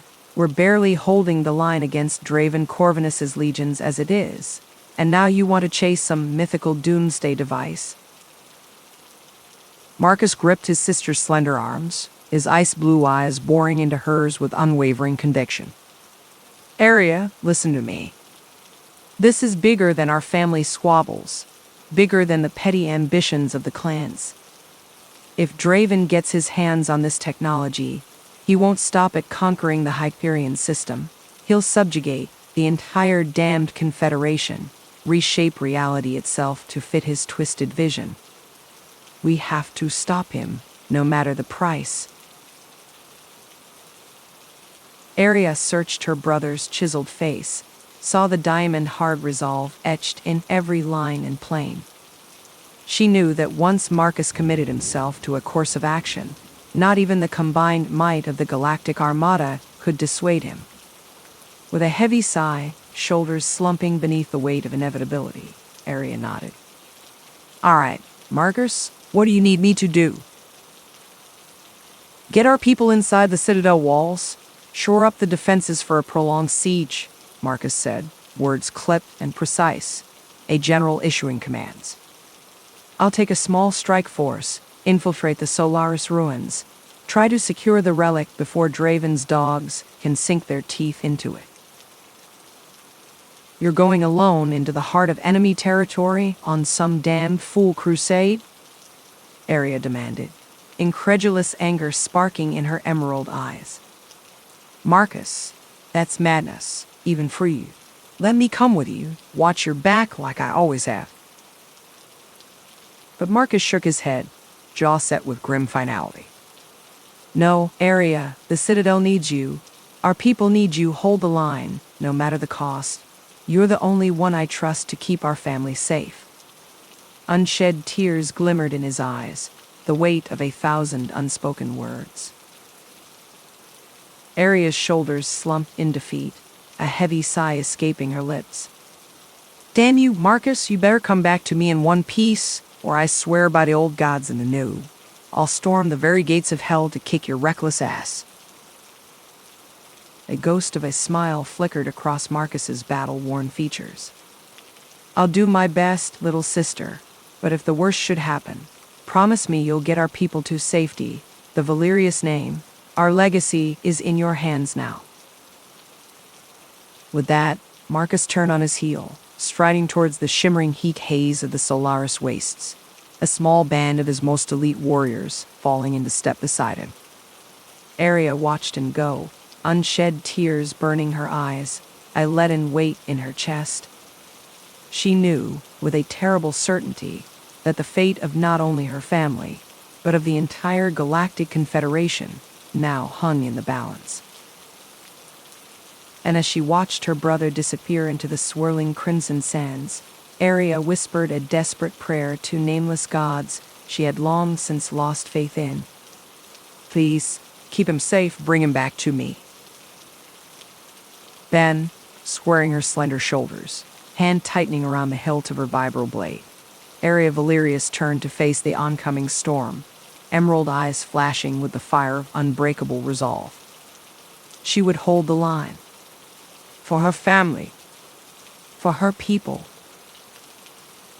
Even if it cost her everything. As they set off into the crimson dunes, Marcus couldn't shake the feeling that he was about to face his greatest challenge yet. But with the Corvinus clan closing in, and the future of the galaxy hanging in the balance, he knew that failure was not an option. Chapter 13. The ancient ruins of Solaris loomed before them, a twisted labyrinth of decaying corridors and shadow-draped chambers. As Marcus Valerius and his battle-hardened fighters approached the entrance, an oppressive energy seemed to thicken the very air, sending prickles of unease down their spines. The otherworldly aura of this place was palpable, a weight pressing down on their minds and souls. Marcus held up a fist, bringing the group to a halt. His keen gaze swept over the crumbling stone facade, searching the darkened crevices for any flicker of movement or glint of watching eyes. A shudder rippled through him, though he fought to conceal it. There was something deeply unsettling about this place, as if the ghosts of millennia past still clung to its very foundations. "Keep your wits about you," he warned, his gruff voice cutting through the eerie stillness. "The Corvinus clan is close. I can practically smell their stench." His companions nodded, faces grim and hands tightening around their blasters. Zara, the fiery-haired warrior to his right, curled her lip. "Corvinus scum," she spat. "They'll stop at nothing to beat us to the power hidden here." "Then we'll stop at even less than nothing to beat them," growled Dax, a hulking Brexian mercenary. He pounded a meaty fist into his palm, his jade skin glistening with sweat in the crimson light of Solaris's dying sun.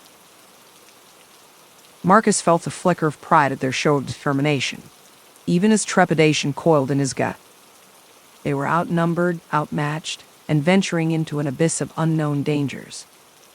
But the weight of their mission, the desperate importance of their quest, had forged an unbreakable resolve within each of them. They would emerge victorious, or not at all. With a deep breath, Marcus unholstered his blaster and strode forward into the waiting maw of the ruins. His boots crunched on ancient rubble and sent echoing whispers through the twisting passageways. The air grew colder as they delved deeper, ripe with the musty smell of age and decay. Shadows danced at the edges of his vision, as if the darkness itself was alive and tracking their every step.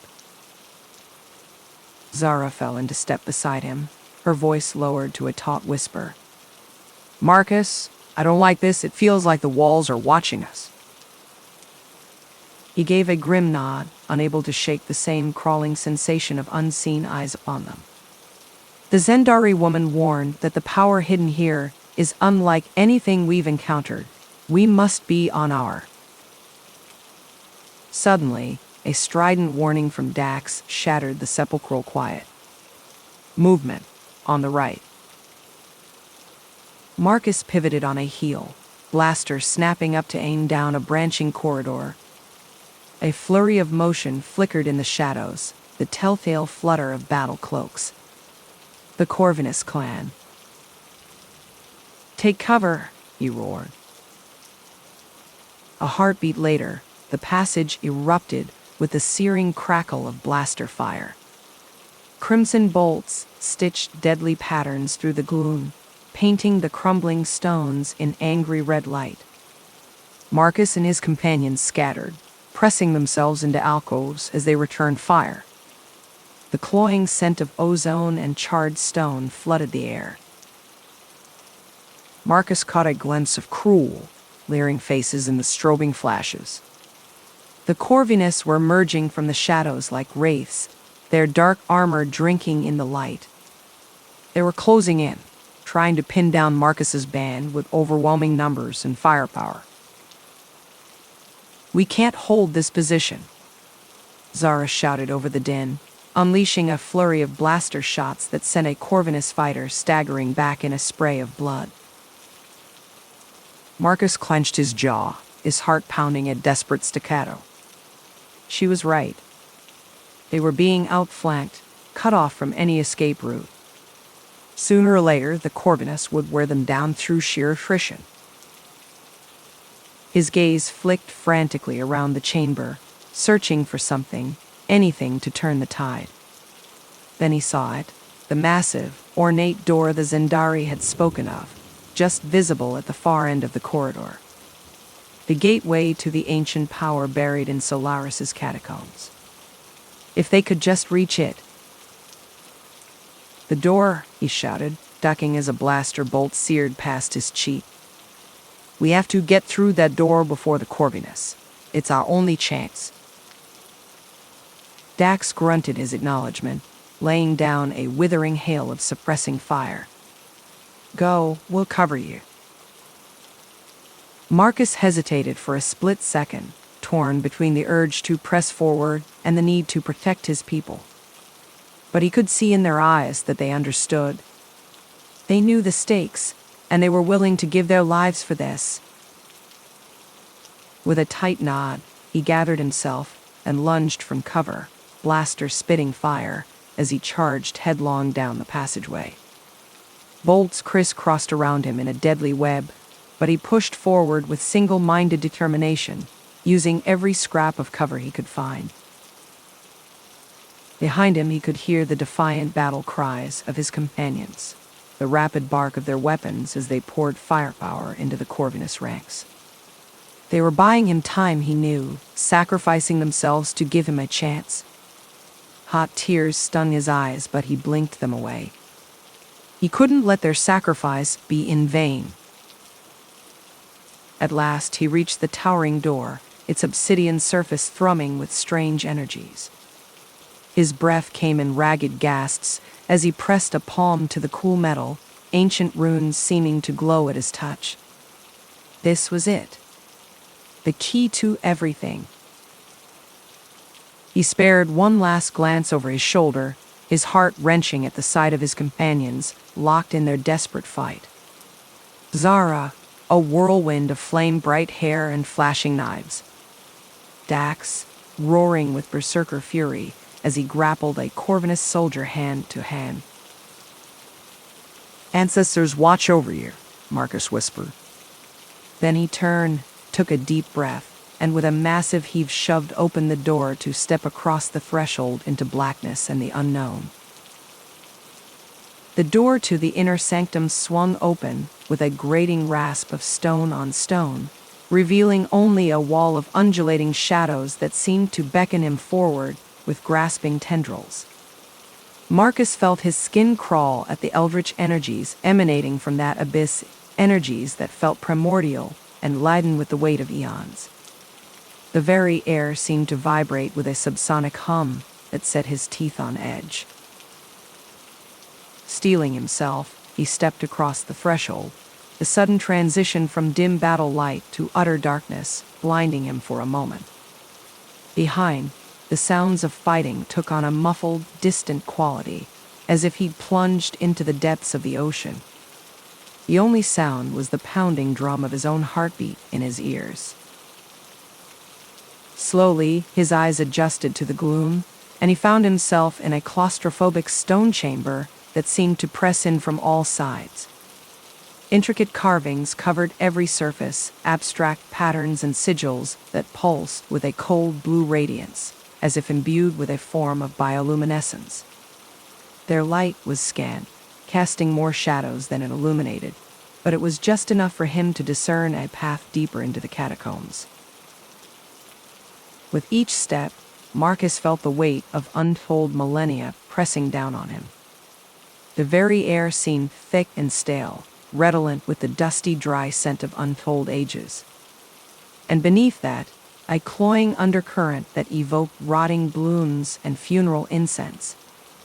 The energy he'd felt before was stronger here, a physical pressure that made his skin crawl and filled his mind with a susurrus of whispers just at the edge of hearing. But he pushed on, driven by desperation and the knowledge that his companions were laying down their lives to buy him this chance. The fate of the galaxy hinged on what he found here, or so the Zendari had claimed. Marcus still didn't fully understand her cryptic words about an ancient power and his supposed destiny, but he had to trust that it would all become clear. As he descended deeper into the labyrinth, the architecture began to change, the rough stone blocks giving way to a black metal that shimmered with iridescent highlights. It almost looked like a strange alloy of obsidian and mother of pearl, simultaneously enticing and unsettling. His footsteps on that unearthly material made no sound. Mist began to coil around his feet, an opalescent vapor that writhed as if alive. It clung to his skin, damp and clammy, and left behind a slick sheen like the trail of a slug. The hairs on his arms stood, every primal instinct screaming that this was wrong, unnatural. But still he forged ahead, following the meandering path as it spiraled ever downward. Time seemed to blur, and he found himself in an almost trance-like state, as if the act of moving forward was the only thing that existed. Had it been minutes? Hours? There was no way to tell in this sepulchral abyss. Then the path ended, opening into a vast, domed chamber that took his breath away. The soaring heights of the ceiling were lost in shadow, but the walls were alive with cryptic symbols that shimmered and danced, cycling through hues that had no place in any sane reality. At the chamber's center stood a towering monolith of that same iridescent black metal, its surface pocked with glowing recesses like 1,000 watchful eyes. As Marcus stepped fully into the room, the whispering in his mind crescendoed into a roar, and those recesses flared with searing light. He staggered under the psychic onslaught, barely holding onto his senses. At that moment, with a swirl of oily mist, a figure materialized before the monolith, the Zendari woman. But not as he'd seen her before. Now she was clad in drifting veils of starlight and shadow, her eyes twin pools of swirling silver. When she spoke, her voice resonated from everywhere and nowhere. "Marcus Valerius, you have come, as was foretold, now behold your destiny." She gestured to the monolith, and its surface rippled like quicksilver. In its depths, he saw himself, but also more. Other lives, other selves, stretching back and forward through the eons. And connecting them all, a shining thread of power and purpose. Realization crashed over him like a frigid wave, stealing his breath and setting his soul ablaze with cosmic knowledge. He knew now what he was, what he had always been. The key to an ancient legacy that could reshape the very foundations of the universe. As if in a dream, he stepped forward, hand outstretched to the monolith's mirrored surface. But just before he could make contact, the dream morphed into a nightmare. Reflections shifted and twisted, resolving into a visage he knew all too well. Lucius Corvinus, his nemesis, eyes alight with cruel triumph, and lips curved in a predator's grin. In that moment, Marcus knew with dreadful certainty that his enemy had beaten him here, and now held the power that was to be his birthright. The realization hit with sickening force, mingled rage and despair rising up to choke him. But as quickly as it had come, the vision shattered, leaving him once more in the sepulchral chamber with the Zendari. She was watching him closely, starlight eyes gleaming. "What you saw was a possible future," she said. "One of many. The path ahead is not fixed. Marcus Valerius, you still have a choice." Her words echoed in his mind as the chamber began to fade, its edges unraveling into mist and shadow.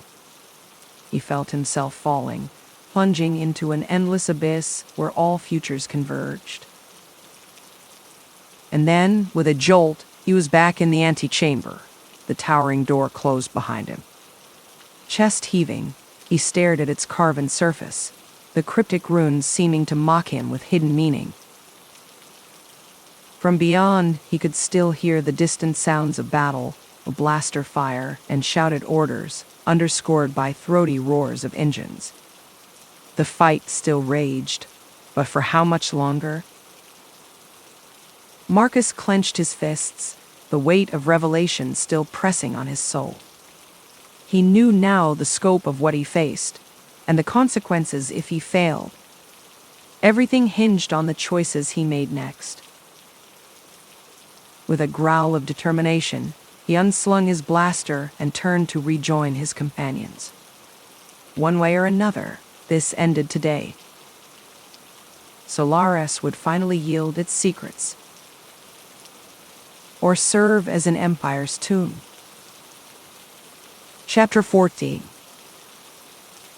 As Marcus Valerius stepped through the ornate doorway, his breath caught in his throat. The chamber that stretched out before him was vast and cavernous, its scale defying comprehension. The air thrummed with an otherworldly energy that prickled his skin and set his nerves on edge. He paused for a moment, allowing his eyes to adjust to the dim illumination. The only light source seemed to emanate from the very walls themselves, a soft bioluminescent glow that pulsed gently like the beating of an ancient heart. Marcus inhaled deeply, catching the scent of stale air, tinged with an undercurrent of something sharp and metallic, like ozone before a thunderstorm. With cautious steps, he moved forward, his booted feet echoing on the smooth stone floor. As he ventured further, the details of the chamber began to resolve out of the gloom. The walls were lined with intricate carvings, spiraling patterns and cryptic symbols that seemed to dance and shift in the eerie luminescence. Marcus drew closer, squinting at the engravings. They were like nothing he had ever seen, the swirling lines and geometric shapes both alien and hauntingly beautiful. He reached out a tentative hand, fingers hovering inches from the stone. He could feel the thrum of power even from this distance, a subsonic vibration that seemed to resonate in his bones. For a moment, he was seized by the irrational fear that if he made contact, the ancient magic would surge into him, burning him to cinders from the inside out. Shaking off the morbid thought, he pressed his palm to the cool surface. Immediately, a jolt of energy raced up his arm, making the hairs stand on end. But it wasn't painful, just startling in its intensity. Marcus snatched his hand back, flexing his fingers as the sensation faded to a faint tingle. He frowned at the wall, wondering not for the first time just what exactly the Zendari had been up to in this place. The records were frustratingly vague, hinting at great power and dire warnings, but maddeningly short on details. Pushing aside his unease, Marcus ventured deeper into the chamber. As he walked, his mind wandered to the events that had led him here, the cryptic message from the Zendari ambassador, the clandestine meeting in the shadowed alley behind the Galactic Senate, the desperate race to reach Solaris before the Corvinus clan could beat him to the prize. It all felt like a fever dream, a dizzying whirlwind of danger and deception that had swept him up and carried him to this moment. At last, he reached the far end of the chamber, where a raised dais jutted from the shadowed recesses like an island adrift in an endless void. Atop it rested a massive, crystalline structure, its facets catching the light and refracting it into dazzling spectra. Marcus's breath caught in his throat. He had seen crystallite before, of course. It powered everything from starships to the quantum computers that ran the Confederation's bureaucracy. But never in such a vast quantity, nor in such a raw, unrefined state. The crystal pulsed with a gentle, hypnotic rhythm, beckoning him forward with whispered promises of revelation. Almost in a trance, Marcus ascended the dais, each step bringing him closer to the artifact that had haunted his dreams these past weeks. As he drew near, he could feel the raw energy radiating from it, making his skin tingle and the hairs on the back of his neck stand on end. It suffused him with a tingling warmth that spread from his fingertips to the soles of his feet. "This must be it," Marcus murmured, his voice barely audible over the thrum of power. "The ancient Zendari legacy."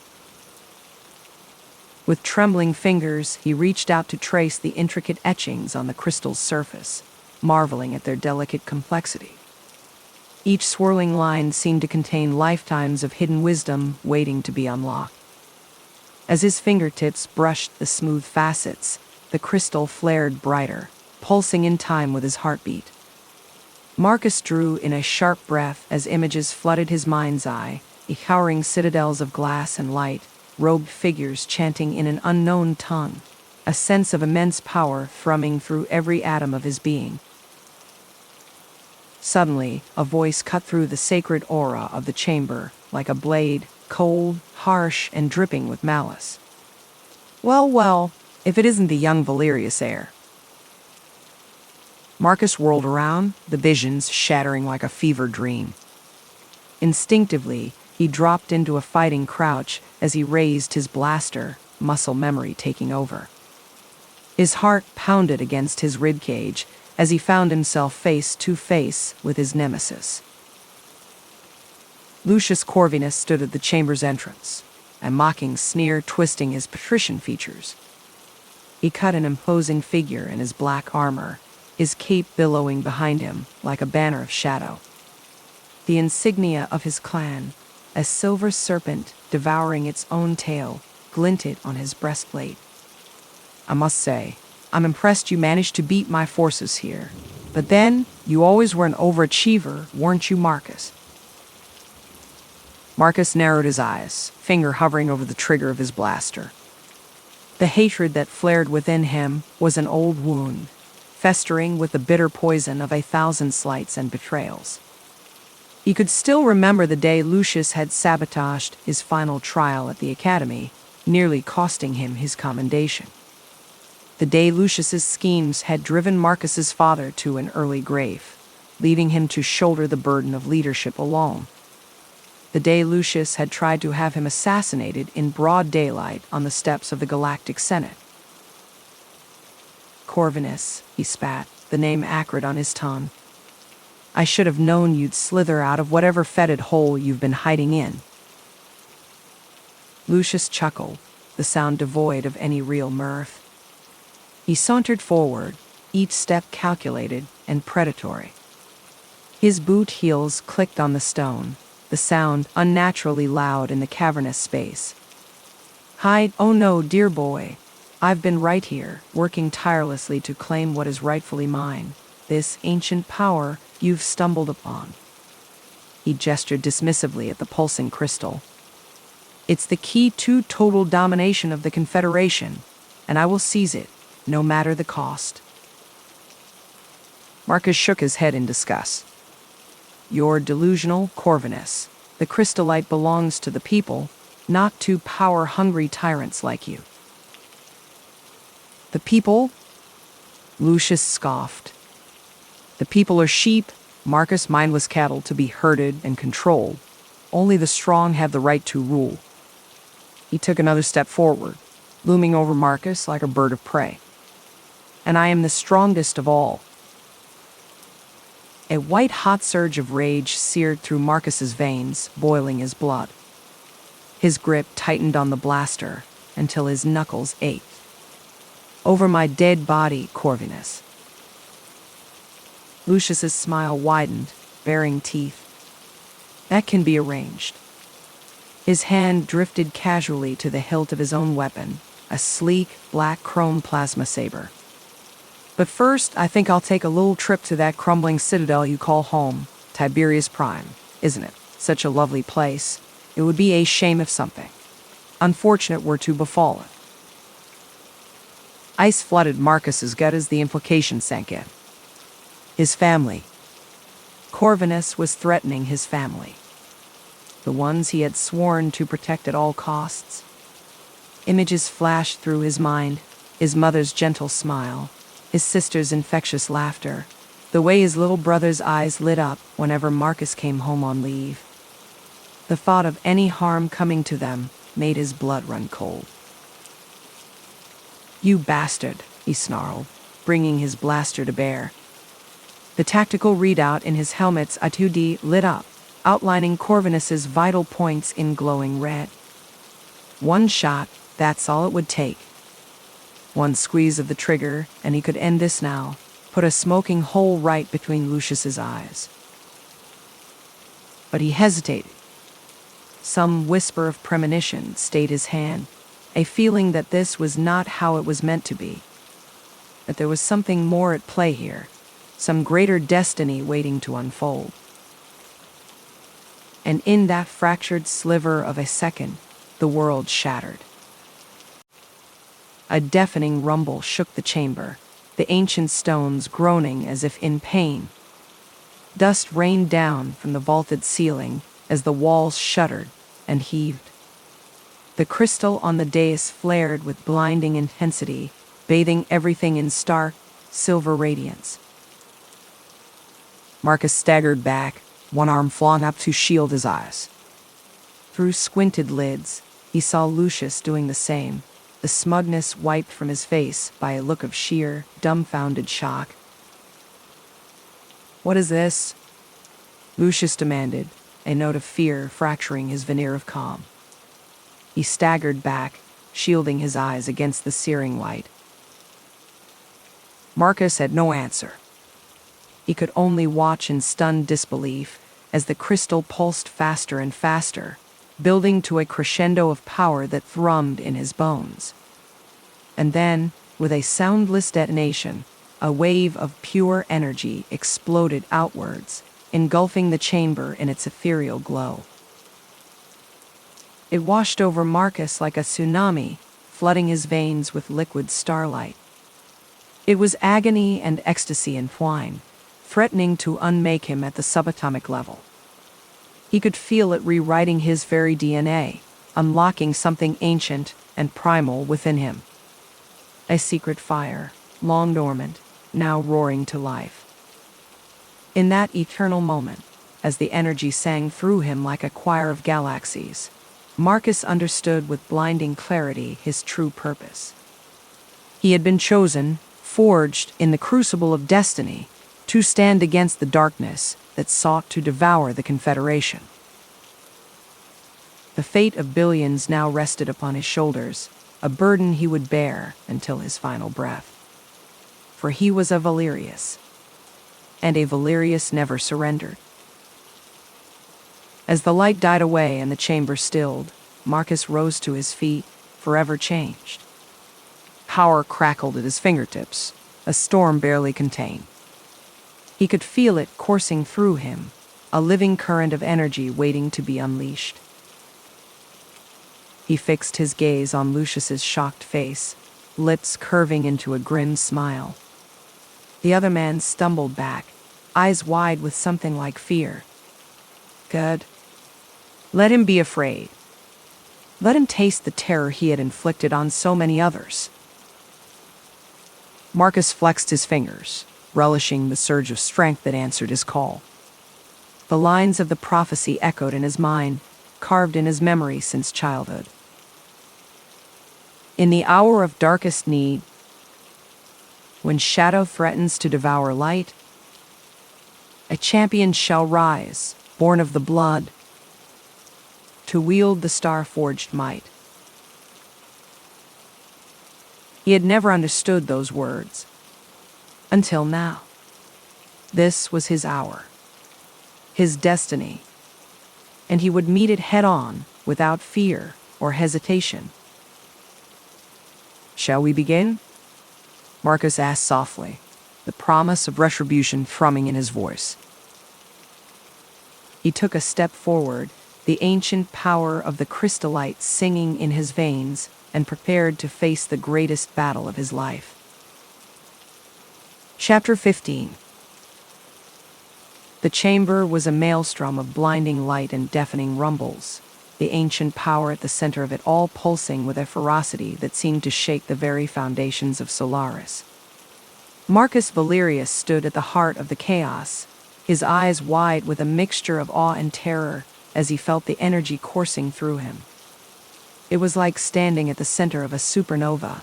Waves of force and light radiated out, whipping his hair and tugging at his clothes. The crystalline structure thrummed and glowed, throwing manic shadows that danced across the chamber walls. Marcus could feel the raw power emanating from the crystals, vibrating in his bones and sending electric tingles racing across his skin. The air crackled with ozone and tasted of metal on his tongue. His heart pounded in his chest, each beat seemingly amplified by the ancient technology that surrounded him. It was intoxicating, terrifying, mesmerizing. Across from him, Lucius Corvinus struggled to maintain his footing, his face contorted in a mask of rage and alarm. Lucius's eyes blazed with reflected luminescence as he braced himself against the onslaught, his black cloak snapping and billowing in the otherworldly wind. "What is this power?" he roared, his voice barely audible over the tempest.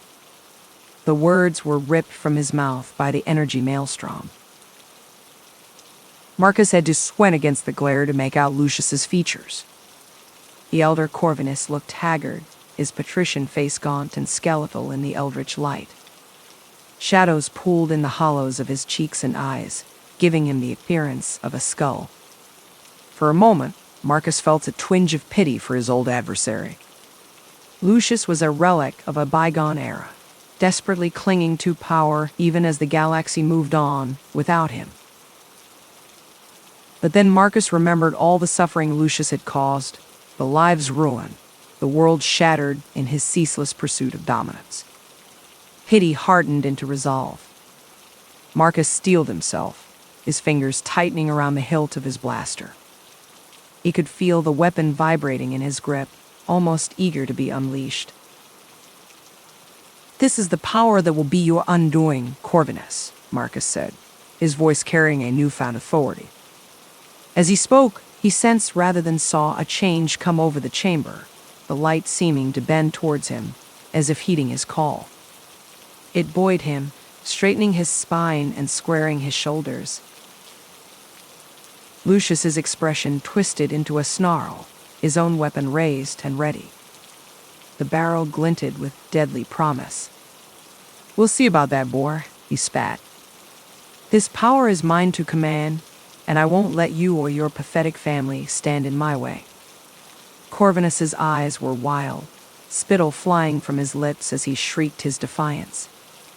Madness and desperation rolled off him in palpable waves. The two men lunged at each other, their blasters firing in a dizzying exchange of bolts and flashes. Strobing red plasma lit the chamber like a hellish discotheque. The air filled with the stench of ozone and charred plastoid as shots went wide, exploding against the walls in sprays of molten metal. But as their battle raged on, Marcus could feel the ancient power pulsing within him, responding to his every movement and desire. It was like a living thing inside him, anticipating his actions, guiding his shots. Time seemed to slow, Lucius's motions growing sluggish even as Marcus's own speed and clarity increased.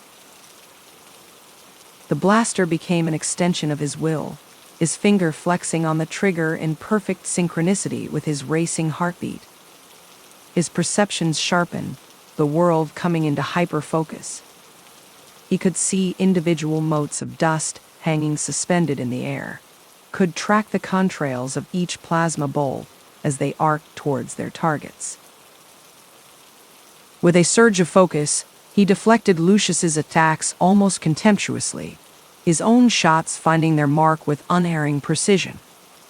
Charred holes appeared in Lucius's elaborate tunic as Marcus's blaster bolts struck home. Lucius's eyes widened with each hit, his confidence slowly giving way to a growing sense of unease. Confusion and dawning horror played across the Corvinus patriarch's aristocratic features as he staggered under the onslaught. Marcus pressed his advantage, pouring all the pain and anger of a lifetime into each shot. Images flashed across his mind's eye, his father, broken and emaciated in a Corvinus dungeon, his beloved sister lifeless in his arms, cut down by Lucius's assassins. The 1,000 petty cruelties and humiliations of growing up an orphaned ward of the Corvinus state. All of it, all of them, fuel for the fire raging inside him. Impossible, Lucius growled through clenched teeth, his brow furrowed with concentration. Sweat plastered his graying hair to his forehead. How are you doing this? Marcus's lips curved into a grim smile, a chuckle building deep in his chest.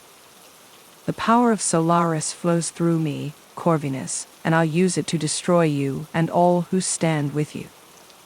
As he spoke, his amusement evaporated, his voice hardening into a dreadful promise. It tolled in the air like a funeral bell.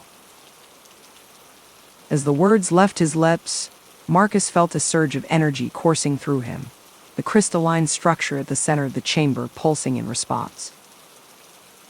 It was like a second heartbeat, ancient and powerful, urging him on.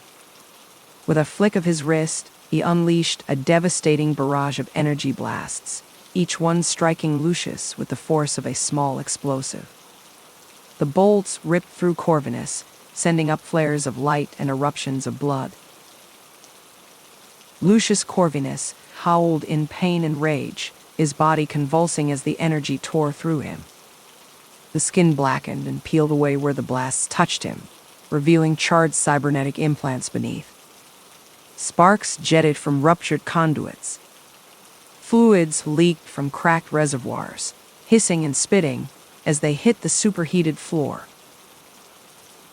Marcus watched dispassionately as the Corvinus patriarch crumpled to the ground, his life fading from his eyes, leaving only smoldering malevolence in its wake.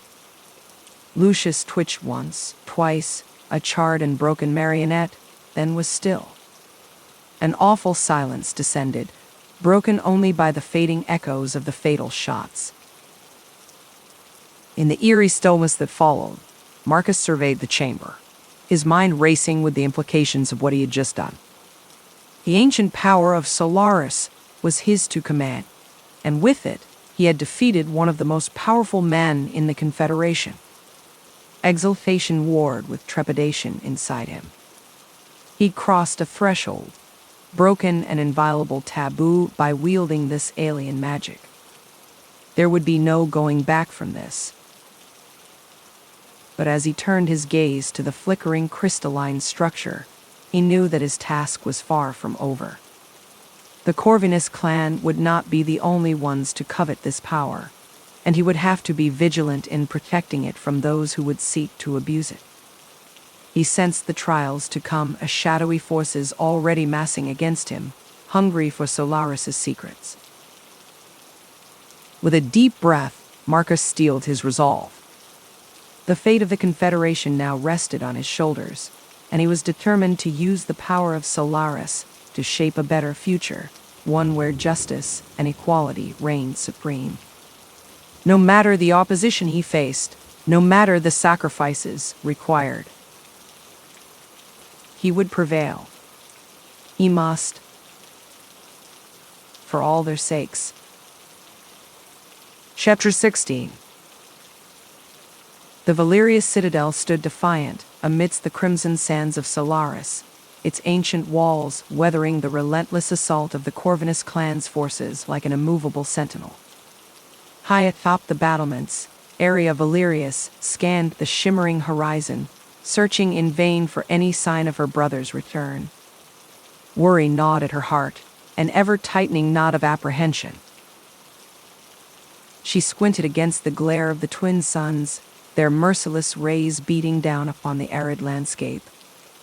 In the distance, heat shimmers danced above the dunes, blurring the line between earth and sky. The air was heavy with the acrid tang of smoke and the coppery scent of spilled blood, a constant reminder of the carnage that had become their daily reality. How long had it been since Marcus rode out to confront their enemies? Days? Weeks? In the ceaseless chaos of battle, time seemed to lose all meaning. The boom of siege engines and clash of blades merged into a discordant symphony, the war drums to which they all now marched. Arya tasted grit on her tongue, the arid winds whipping at her sand-streaked hair. Grit and ash. The taste of a world on fire. The Corvinus forces showed no signs of relenting. Catapults hurled boulders that smashed against the citadel walls, each impact sending juddering vibrations through the ancient stonework. Corvinus soldiers, their plate armor glinting beneath the merciless sun, battered at the gates like a roiling tide of steel. "My lady," the voice called out from below. Arya turned to see Captain Darian striding across the ramparts, his weather-beaten face etched with concern. "The east wall is taking heavy damage. We can't hold out much longer." Arya clenched her jaw, a wave of cold determination washing over her. "We have to, Captain. Pull men from the western defenses if you must. We will hold this citadel until our last breath." Darian hesitated, his gaze flickering with unspoken doubts. "And what of our supplies? The men grow weary and our stores dwindle by the day." "I am aware, Captain," Arya snapped, the words coming out harsher than she intended. She softened her tone. "We all knew the risks when we took up this fight. Marcus is out there right now, risking everything to secure our future. We cannot let him down." The captain bowed his head. "As you command, my lady." He hurried off to relay her orders, his crimson cloak billowing behind him like a banner caught in the wind. Arya turned back to the horizon, her knuckles white against the sun-bleached stone of the battlements. Supplies dwindled by the day. Bandages and medicine grew scarce as the wounded piled up in the infirmary. In hushed tones, the soldiers whispered their fears that the grain stores would not last another month. And all the while, the sense of desperation mounted, threatening to boil over into hopelessness. But Arya refused to succumb. She had to stay strong for her family, her people, and for Marcus, others somewhere risking everything. Failure was not an option. A distant rumble echoed across the dunes, growing louder with each passing second. Arya tensed, her hand dropping to the hilt of her blade. But then she saw them, the billowing cloaks and glinting spears of riders cresting a crimson dune. Her heart leapt. The Zendari had returned. A sudden commotion drew her gaze to the gates below. Zendari fighters rushed inside the walls, sand-caked robes billowing. Arya's pulse quickened. The Zendari were her brother's most trusted allies. If they had returned, surely it meant. She hurried down the ramparts, boots pounding on sun-baked stone. Soldiers scrambled out of her path, snapping hurried salutes as she passed. "What news?" Arya called out as she reached the courtyard. "What is the meaning of this?" The late Zendari, an older man with a weather-beaten face, approached and bowed. "My lady," he said, something like reverence and concern warring in his dark eyes. "The Corvinus clan has been defeated. The ancient power of Solaris is secured." For a moment, Arya couldn't breathe. The words seemed to hang in the shimmering air, too monumental to be real. A wild surge of hope ignited in her chest. "And Marcus, my brother?" The Zendari hesitated. Lord Marcus was victorious against the Corvinus patriarch, but... He trailed off, searching for the right words. Arya felt her elation evaporate like mist beneath the desert sun. Dread coiled in her gut. "Drexel, the patriarch's mad son, has rallied the full might of the Corvinus forces," the Zendari continued gravely. "Even now, they march on the ruins of Al-Nasir to seize the ancient power. Your brother pursues them, but I fear he cannot stand alone against the full might of the Corvinus clan. And we must ride out at once. Arya gripped the hilt of her sword, every instinct screaming to rush to her brother's aid. Adrenaline surged through her veins, drowning out all reason. Marcus needs us. But the Zendari shook his head, his weathered face etched with sorrow. My lady, your brother entrusted you with the defense of the citadel. You are needed here. Softening his tone, he continued, Marcus walks a perilous path, but it is one he must face alone, as foretold in the ancient prophecies. Trust in his strength. Arya wanted to argue, to scream her defiance to the uncaring sky.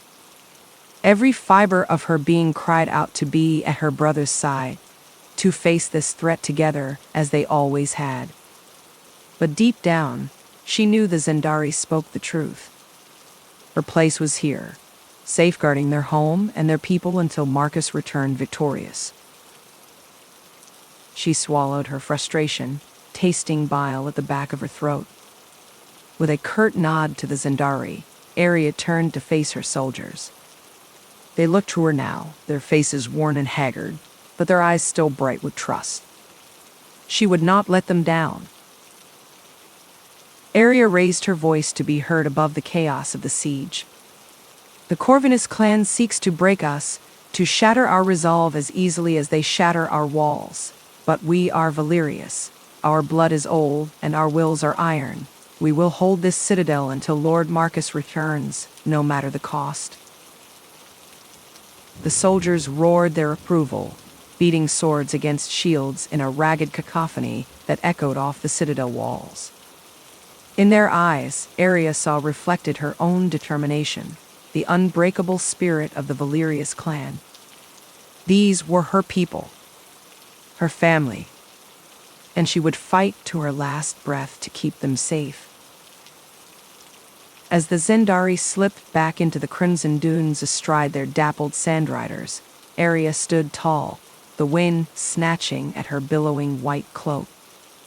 The suns beat down on her back, searing even through the fabric of her tunic, but she barely felt their heat. All her focus was on the battles to come. She felt destiny plucking at the threads of her soul, a shiver down her spine whispering that this was only the beginning. The ancient powers of Solaris were stirring, and House Valerius stood at the center of a storm that would shake the very stars. The battle was far from over. But House Valerius would weather this storm as they always had, through blood, sweat, and indomitable resolve. And may the star gods have mercy on any who stood in their way. Chapter 17. The ancient chamber shuddered and groaned, the very air seeming to vibrate with the clashing energies unleashed within its walls. Flashes of blinding light strobed through swirling eddies of dust kicked up by the relentless march of armored boots. The bitter tang of ozone mingled with the coppery scent of blood as bolts of searing plasma crackled through the thickening haze. Chunks of stone rained down from the vaulted ceiling above, pulverized by errant blasts, the detritus pattering off Marcus's armor like a hailstorm from some frozen hell. In the eye of this maelstrom stood Marcus Valerius, scion of the most ancient and revered of the founding houses. His chiseled features were cast in stark relief by the pulsing luminance of the crystalline monolith at his back, azure light shimmering across his golden skin as the ancient power of Solaris sang through his veins. The champion's armor gleamed, the ornate filigree and swooping lines of House Valerius worked into the ceremonial plate now scoured and pitted by the fury of battle.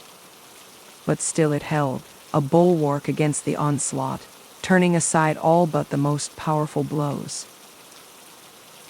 The power of the Solarian crystals guided Marcus's movements with preternatural grace and precision, imbuing him with the speed and strength of legend. His eyes, normally the rich blue of a summer sky, now blazed incandescent with eldritch energy as he faced off against his mortal foe, the air crackling with tingling current where his gaze fell.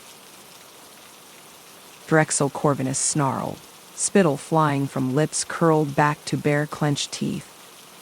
The youngest scion of House Corvinus exuded arrogance and avarice, his aristocratic features twisted into a mask of naked hatred.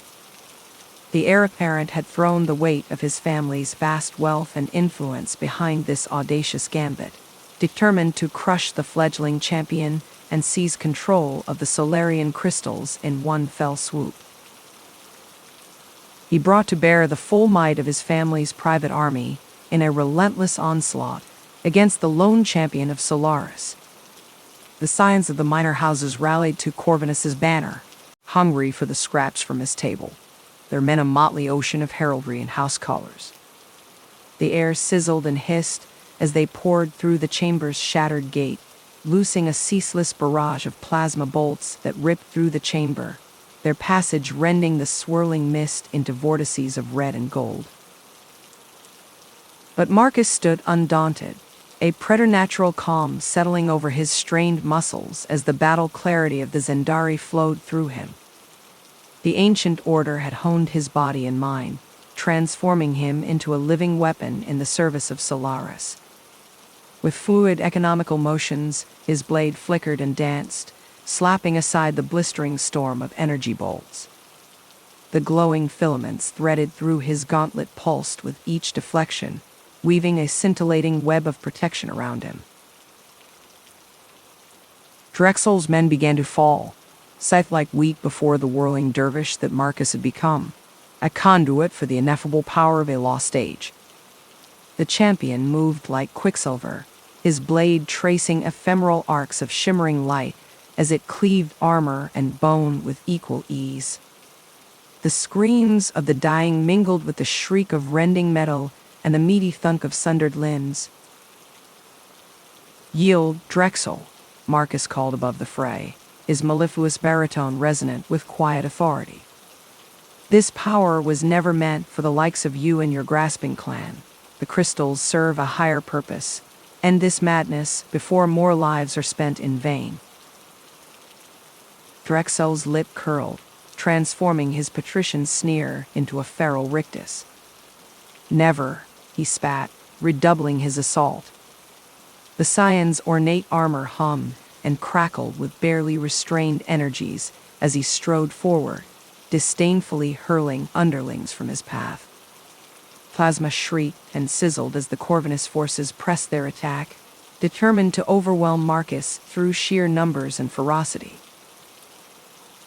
Marcus met Drexel's burning gaze through the carnage, seeing the avarice and entitlement that had festered there through countless cycles.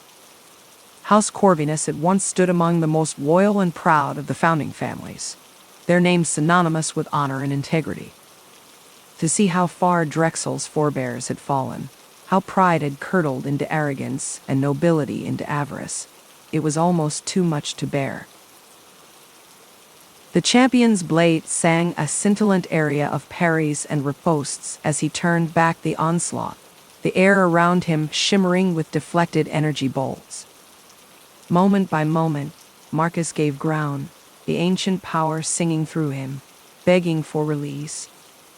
But steely discipline held it in check, forged over endless cycles of grueling training under the watchful eyes of the Zendari masters. He drew upon the wild energies with exquisite control, siphoning off only what was needed to augment his strength and speed. Too much, and a raging torrent would consume him utterly. But as the tide of bodies crashed against him again and again, Marcus could feel his control slipping, his breath coming in ragged gasps within the confines of his helm. He could taste the coppery tang of blood on his lips, feel the sting of a dozen minor wounds, the burn of muscles pushed past their mortal limits. Even a champion of Solaris was still only flesh and blood. Drexel sensed weakness and pressed the attack, throwing caution to the solar winds as he lunged at Marcus with single-minded intent. The scion's blaster spat, an unending stream of ravening energy, the staccato flaring of the muzzle strobe-lighting his contorted features. Madness and desperation kindled behind his eyes as he closed on the champion, determined to end this here and now. Time seemed to dilate as Marcus sidestepped the clumsy assault with contemptuous ease, his blade flickering out with a surgeon's precision. Those years of training, the endless cycles of drills and katas and mock battles, had honed his body into a weapon without equal. The Zendari didn't teach their acolytes how to fight, they taught them how to dance. And this waltz of death was a dance that Marcus knew all too well. Drexel's eyes bulged in disbelief as his blaster spun away, neatly bisected by the champion's blow, the weapon's severed power cell arcing to the ground in a shower of sparks. Time stretched like taffy as the scion's gaze tracked the tumbling halves of his ruined weapon, shock and outrage writ plain across his aristocratic features. Slowly, he raised trembling hands, the mad light of desperation kindling in his eyes as he backpedaled, boots crunching on the detritus of battle. His heels fetched up against a shattered pillar, halting his retreat as he cast about, searching for escape. But he froze as he found himself surrounded by the grim faces of the fallen, the dead eyes of his own men staring back accusingly through the swirling haze of smoke and dust. No, this isn't possible, Drexel stammered, his voice cracking as naked fear bled through his imperious facade. His gaze darted over the macabre tableau of twisted bodies and mangled limbs, denial warring with dread behind his eyes. This wasn't how it was supposed to be. House Corvinus was ascendant, their birthright all but assured. How had it come to this? Marcus stepped forward, his blade unwavering as he leveled it at Drexel's chest. The scion of House Corvinus cringed back against the pillar, a mewling whimper escaping his bloodless lips as he scrabbled away from that lazily weaving point. His hauteur bled away, revealing the mewling wretch beneath, a pathetic creature enslaved by greed and hubris. "You are beaten," Marcus said coolly, his voice leached of inflection. Sweat beaded his brow beneath the helm, trickling down to sting his eyes, but he blinked it away, unwilling to show even a flicker of weakness before this jackal. "Yield, and your life may yet be spared to face the judgment of the convocation." A mulish look shuttered Drexel's eyes, the defiance of the truly desperate. "House Corvinus will never yield," he grated. "We will reclaim what is ours by right. This isn't over, Valerius." Marcus sighed, a muscle jumping in his jaw as he wrestled down his contempt.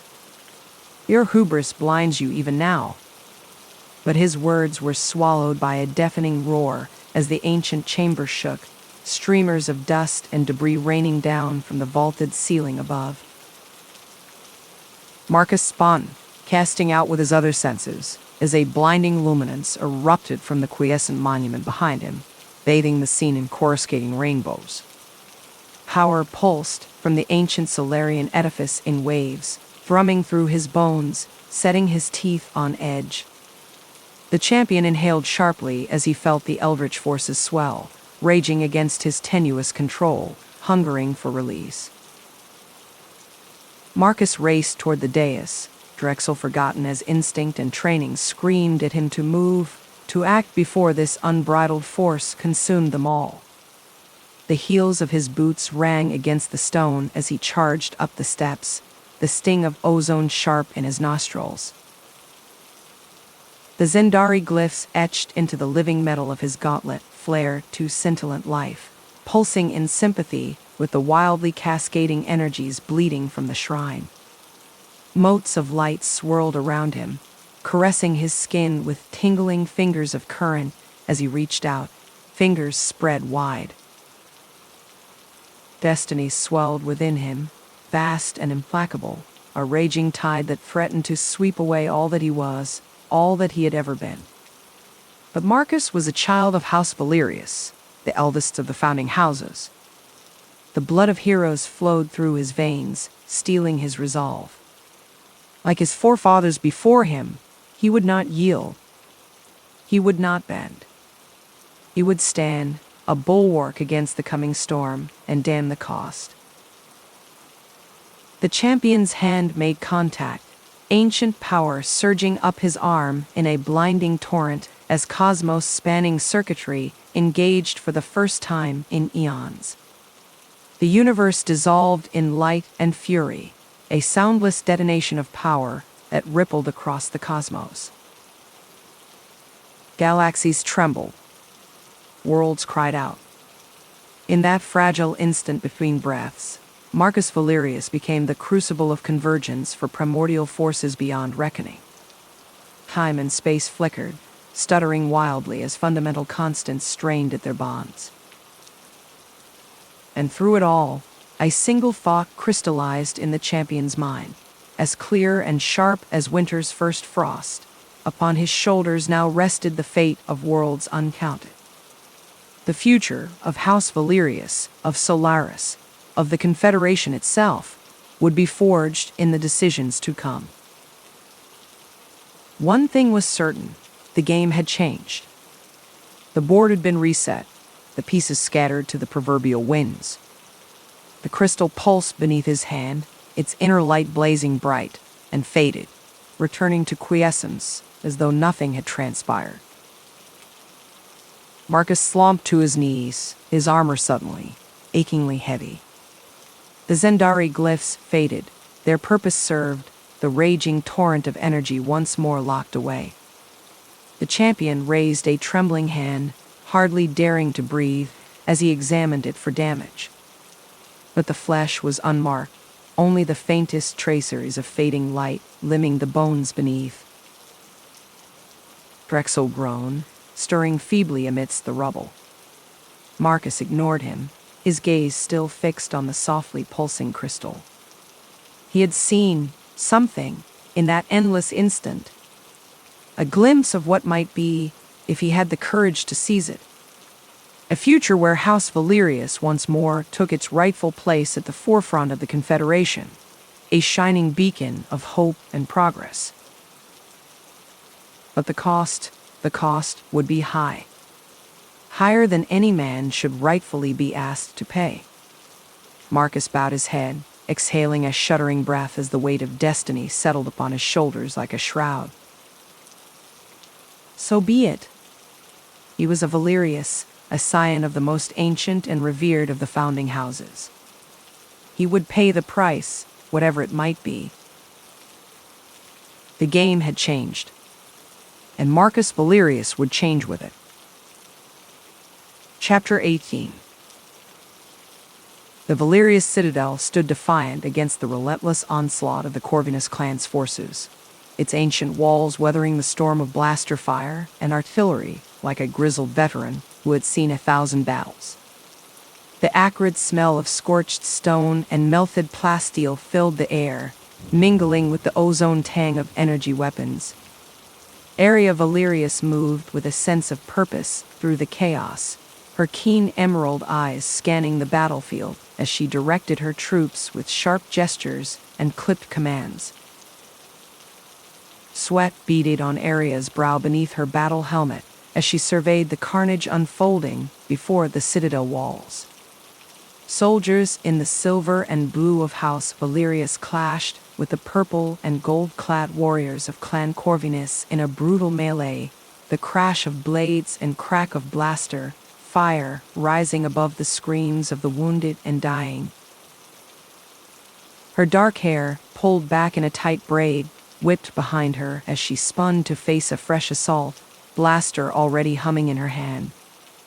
A Corvinus soldier bore down on her, eyes wild with battle lust above his skull-faced helmet. Aria didn't hesitate. Her finger tightened on the trigger, and the man's chest exploded in a spray of flash-boiled blood and seared plasteel.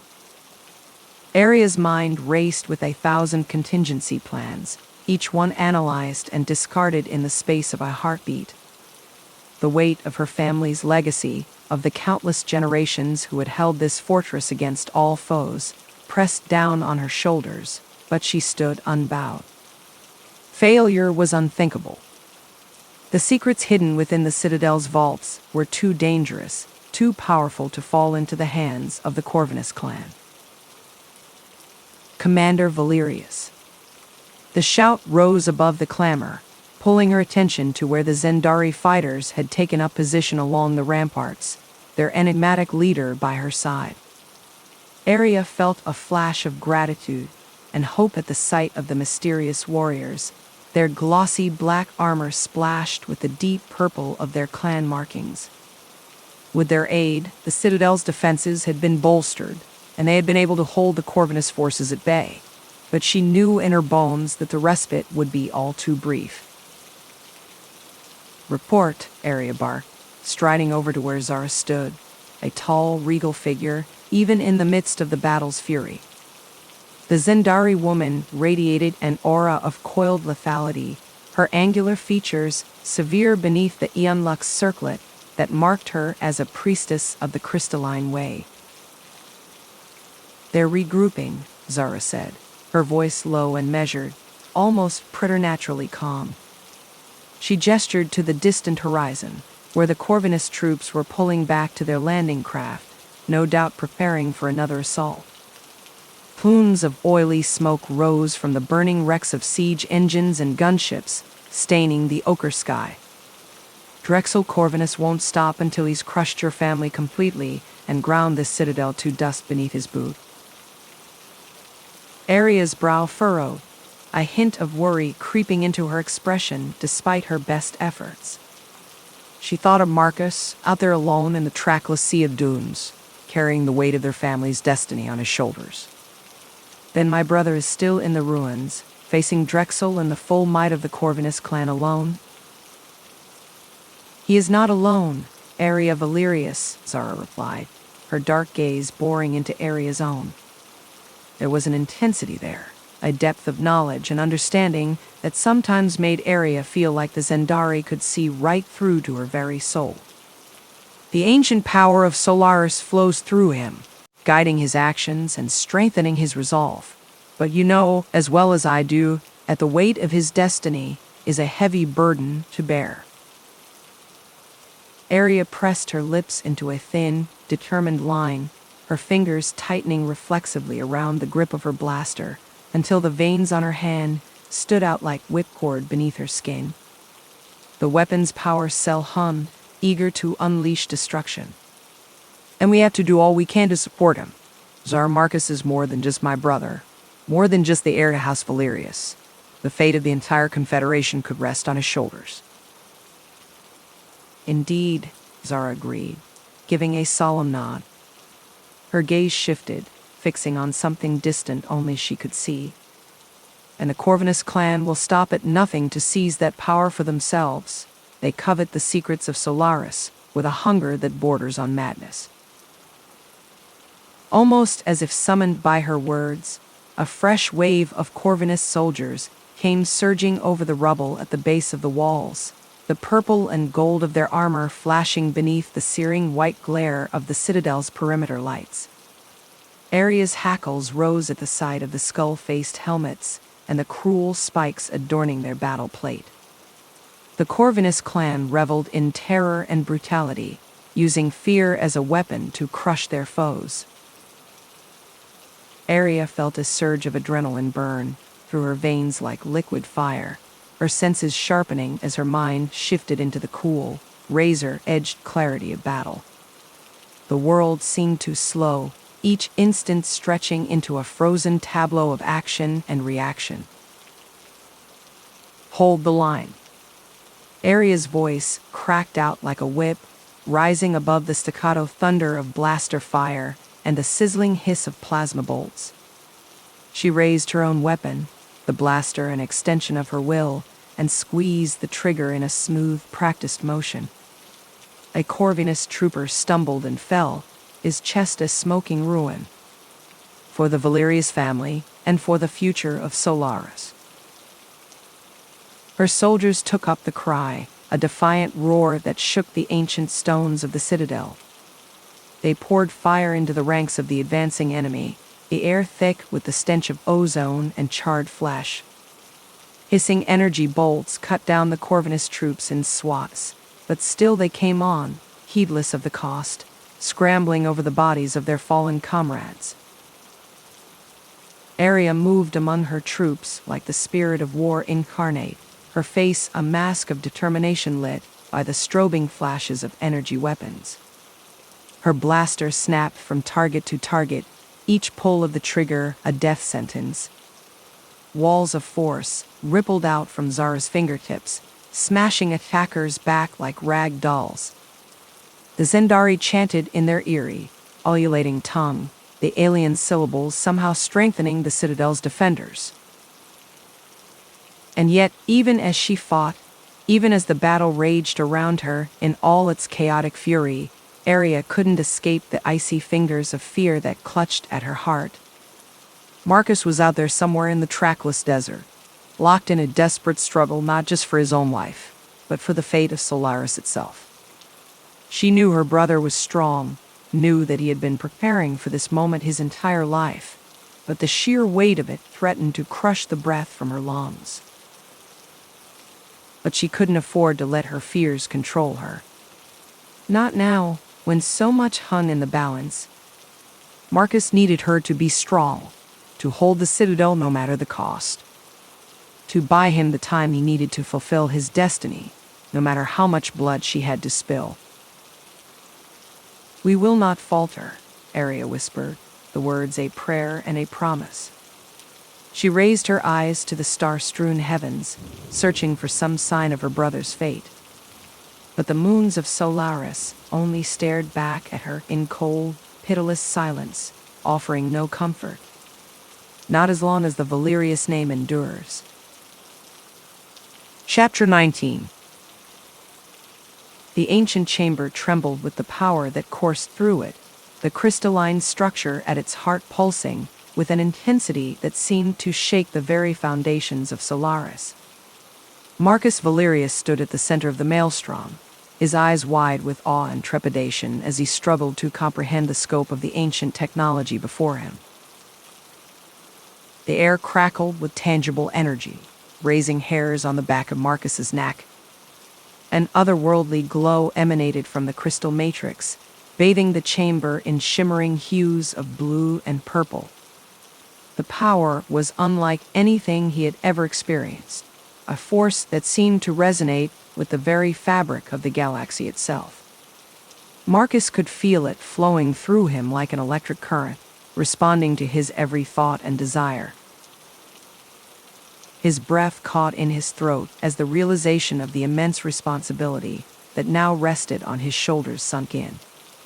It was both exhilarating and terrifying, making his pulse race and his palms slick with sweat inside his gloves. The weight of billions of lives, the future of the entire Confederation, hinged on what he did next with this unfathomable power. Behind him, Drexel Corvinus had fallen back, his arrogant facade cracking to reveal an expression of stunned disbelief as he witnessed the unleashing of the ancient technology. The younger man's eyes were wide with shock and a flicker of fear as the chamber trembled around them. But Marcus knew it was only a matter of time before Drexel gathered his wits and his nefarious ruthlessness reasserted itself. He would undoubtedly make another attempt to seize control, driven by the same relentless ambition that had defined the Corvinus clan for generations. Marcus turned to face his rival, jaw clenched with grim determination. "This power is not yours to command, Drexel," he declared, his voice steady and resolute despite the tempest raging inside him. "It was entrusted to the Zendari to be used for the good of all, and now that sacred charge falls to me, to ensure it serves to better the Confederation, not subjugate it to the whims of tyrants." Drexel's aristocratic features twisted into an ugly sneer, green eyes narrowing with dangerous intensity. "Always so holier than thou, aren't you, Valerius?" he spat, venom dripping from every word. "You arrogant, sanctimonious fool, do you truly believe you can wield such power? It will consume you, burn you to ash just as surely as it will destroy your precious family and everyone you hold dear." The words slithered into Marcus's mind like insidious tendrils, playing on his deepest fears and doubts. Drexel was a master of manipulation, knowing just how to plant seeds of uncertainty and dread. Marcus felt a cold flutter of dread in his gut, the specter of his family suffering the consequences of his actions rising unbidden in his thoughts. The ancient power was indeed a double-edged sword, as likely to cut the wielder as the enemy if mishandled. And the sudden, crushing burden of that responsibility, of the unimaginable devastation he could unleash with a mere thought, made Marcus's head swim with vertigo. Had the Zendari truly known what they were doing when they placed this terrible choice before him? But then Marcus thought of Livia, of the indomitable strength and iron will he saw in her rich brown eyes as she stood against the corruption rotting their society from within. Of Alexander, full of youthful fire and idealism, even as shadows gathered, uncompromising in his conviction that a better future was possible. Of Julia, possessed of a keen mind and noble spirit that shone like a beacon in the darkness. Marcus drew himself up to his full height, shoulders squared and chin raised high. "I will not let that happen, Drexel," he promised in a low, resolute growl as he met the other man's malevolent glare. "This power will bring about a new era of justice and equality in the Confederation, one where the tyranny of the ruling elite is nothing more than a shameful memory." Drexel let out a sharp, ugly bark of laughter, lips peeling back from his teeth in a vicious grin utterly devoid of mirth. "Justice and equality," he sneered, each word dripping scorn like acid. "Valerius, you're even more deluded than I thought. You're either a naive dreamer or an utter fool. The Confederation has always been ruled by the strong, by those with the power and will to bend the galaxy to their desires, those like my father, like your uncle, like me." Drexel's eyes glittered with a feverish intensity, pupils dilated until only a thin ring of green remained. "That is the natural order of things, and no idealistic crusade led by the likes of you can ever change that." But even as a small, insidious voice in the back of Marcus's mind whispered that perhaps Drexel was right, the newly awakened power within him recoiled at the notion. The Zendari had not chosen him, had not led him to this nexus of ancient forces, simply to perpetuate the cycles of inequality and domination they had fought against for eons. "Then it is my duty to forge a different path," Marcus replied, his words hardening with conviction as his grip tightened on the thrumming, almost alive controls of the ancient device. "To reshape the very foundations of the Confederation, to will into being a civilization where justice reigns and all people can thrive in peace and prosperity, not only the privileged few in their golden towers."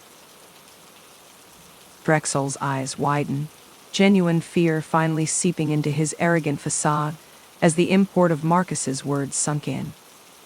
"You can't be serious," he breathed, face paling beneath his perfectly styled blonde hair. "Have you lost your mind, Valerius? You would dare challenge the very order that has reigned for millennia?" A mirthless smile tugged at one corner of Marcus's mouth. "I don't dare, Drexel."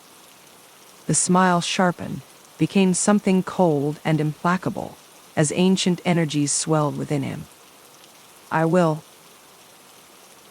With that, he unleashed the full, staggering might of the technology, directing a maelstrom of raw power at the Corvinus forces. The chamber shook like a leaf in a hurricane, the very air seeming to shiver and warp around the torrent of blinding white energy. Drexel's despairing scream was lost in the roar as coruscating tendrils enveloped his guards, their armor and weapons crumpling like tin foil, bodies flung about like rag dolls. As suddenly as it began, it was over, an echoing silence rushing in to fill the void left by the scream of incomprehensible energies. Marcus slumped over the controls, head bowed and chest heaving, as reaction and exhaustion crashed over him in a crushing wave. But a grim smile still played about his lips, even as perspiration dripped from his brow. The gauntlet had been thrown down, the challenge issued. He had just declared war on a galactic order that had reigned for 1,000 years. And as Marcus raised his head to survey the devastation he had wrought, the scorched and warped bodies scattered about the chamber like fallen leaves, he knew one thing with unshakable certainty. The battle for the future of the Confederation had only just begun. Chapter 20. The Valerius citadel stood as a beacon of hope in the crimson sands of Solaris, its walls having weathered the relentless assault of the Corvinus clan's forces. Area Valerius gazed out over the scarred landscape from atop the battlements, wisps of her raven hair fluttering in the arid breeze.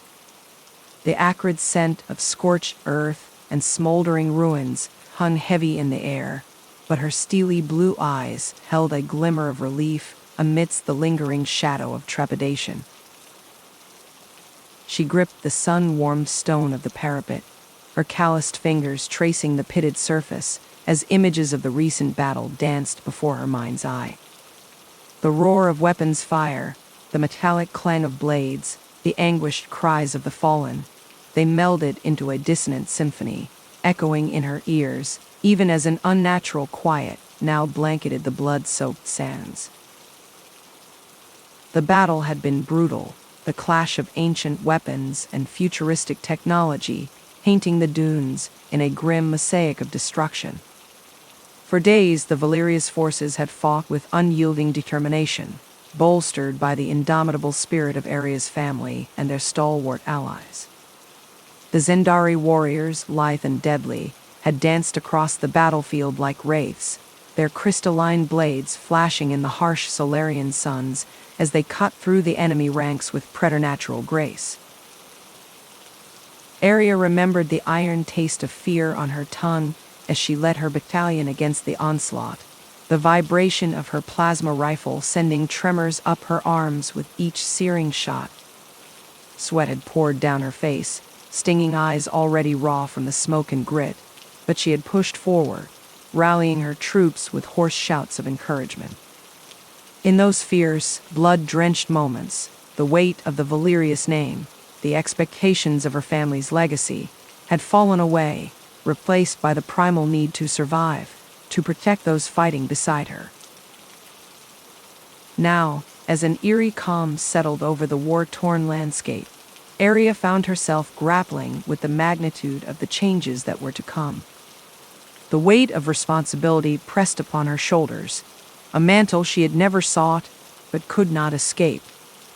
She inhaled deeply, the air carrying hints of ozone and burnt metal, a sharp contrast to the honeyed incense that typically wafted through the citadel's marbled halls. Her brother, Marcus, had emerged from the ancient ruins wielding a power that had the potential to transform the very fabric of the Galactic Confederation. Area had witnessed the awe and reverence in the eyes of their followers as Marcus strode forth, his body thrumming with the ethereal energy of the Solarian crystals. The air had crackled with the promise of a new era, a shifting of the cosmic scales that would ripple across the stars. She could still picture him, his silhouette haloed by the pulsing, preternatural glow, his face a mask of resolve as he addressed the gathered masses. "The time of oppression ends now," he had declared, his voice resonating with a newfound authority. "With the power of Solaris, we will forge a path to true justice, to a confederation that serves all, not just the privileged few." The crowd had erupted into cheers, a tidal wave of hope surging in the hearts of those who had long suffered under the yoke of corrupt bureaucracy. But Area had seen the wariness etched into the faces of the elders, the flicker of uncertainty in their ancient eyes. Change, even change for the better, was seldom without its perils.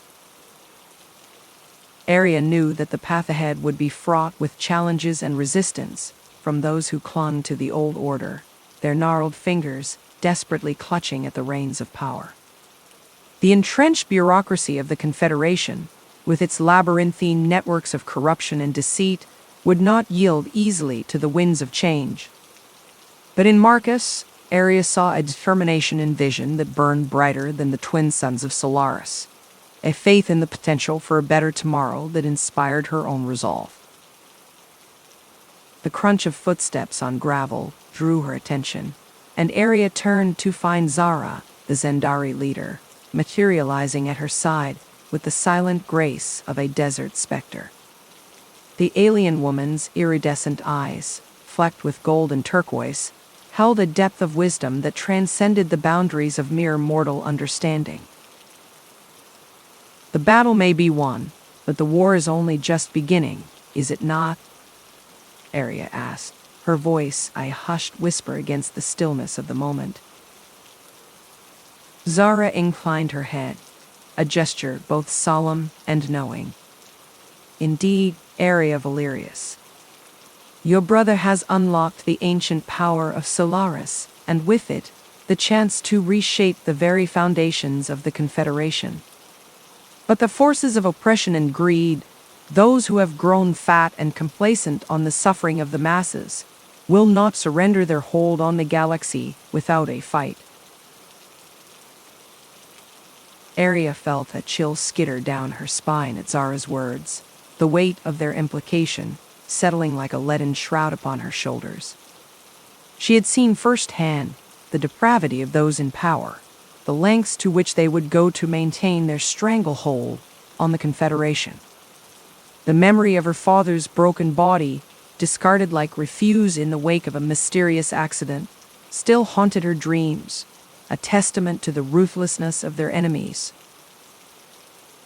Yet even as the specter of the past loomed large, Arya felt a flicker of defiance ignite behind her eyes, a smoldering ember that refused to be extinguished.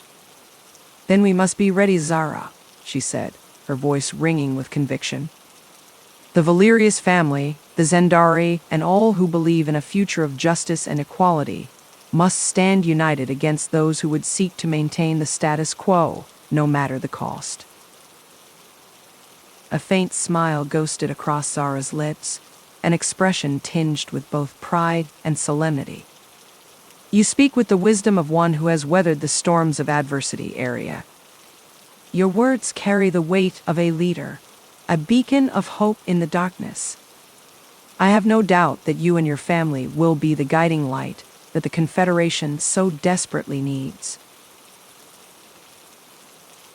Arya felt a surge of pride and determination, a fire kindling in her chest as her gaze drifted towards the distant horizon. The twin suns of Solaris dipped below the shimmering sands, painting the sky in a breathtaking tableau of crimson and gold. It was a moment of profound beauty, a fleeting glimpse of the wonders that the galaxy held in store for those with the courage to seize them. The Valerius name will endure, Zara, Arya declared, her voice ringing with newfound authority. And with the power of Solaris at our command, we will usher in a new era of prosperity and hope for all who live under the Confederation's banner. The chains of the past will be broken, and the stars themselves will tremble at the dawn of a brighter tomorrow. As the Citadel's gates swung shut behind them with a resounding clang, Arya felt the weight of destiny settling upon her shoulders. The journey ahead would be arduous and fraught with peril, a crucible that would test the mettle of her family and their allies. But with Marcus at the helm, the ancient wisdom of Solaris to guide them, and the unwavering support of those who shared their vision, Arya knew that they would prevail. In the sands of Solaris, a new chapter had begun, one that would echo through the ages and reshape the very fabric of the galaxy. And as Arya strode forward into the unknown, her heart swelled with the certainty that the Valerius legacy would endure, a shining beacon of hope amidst the darkness of an uncertain future. The end.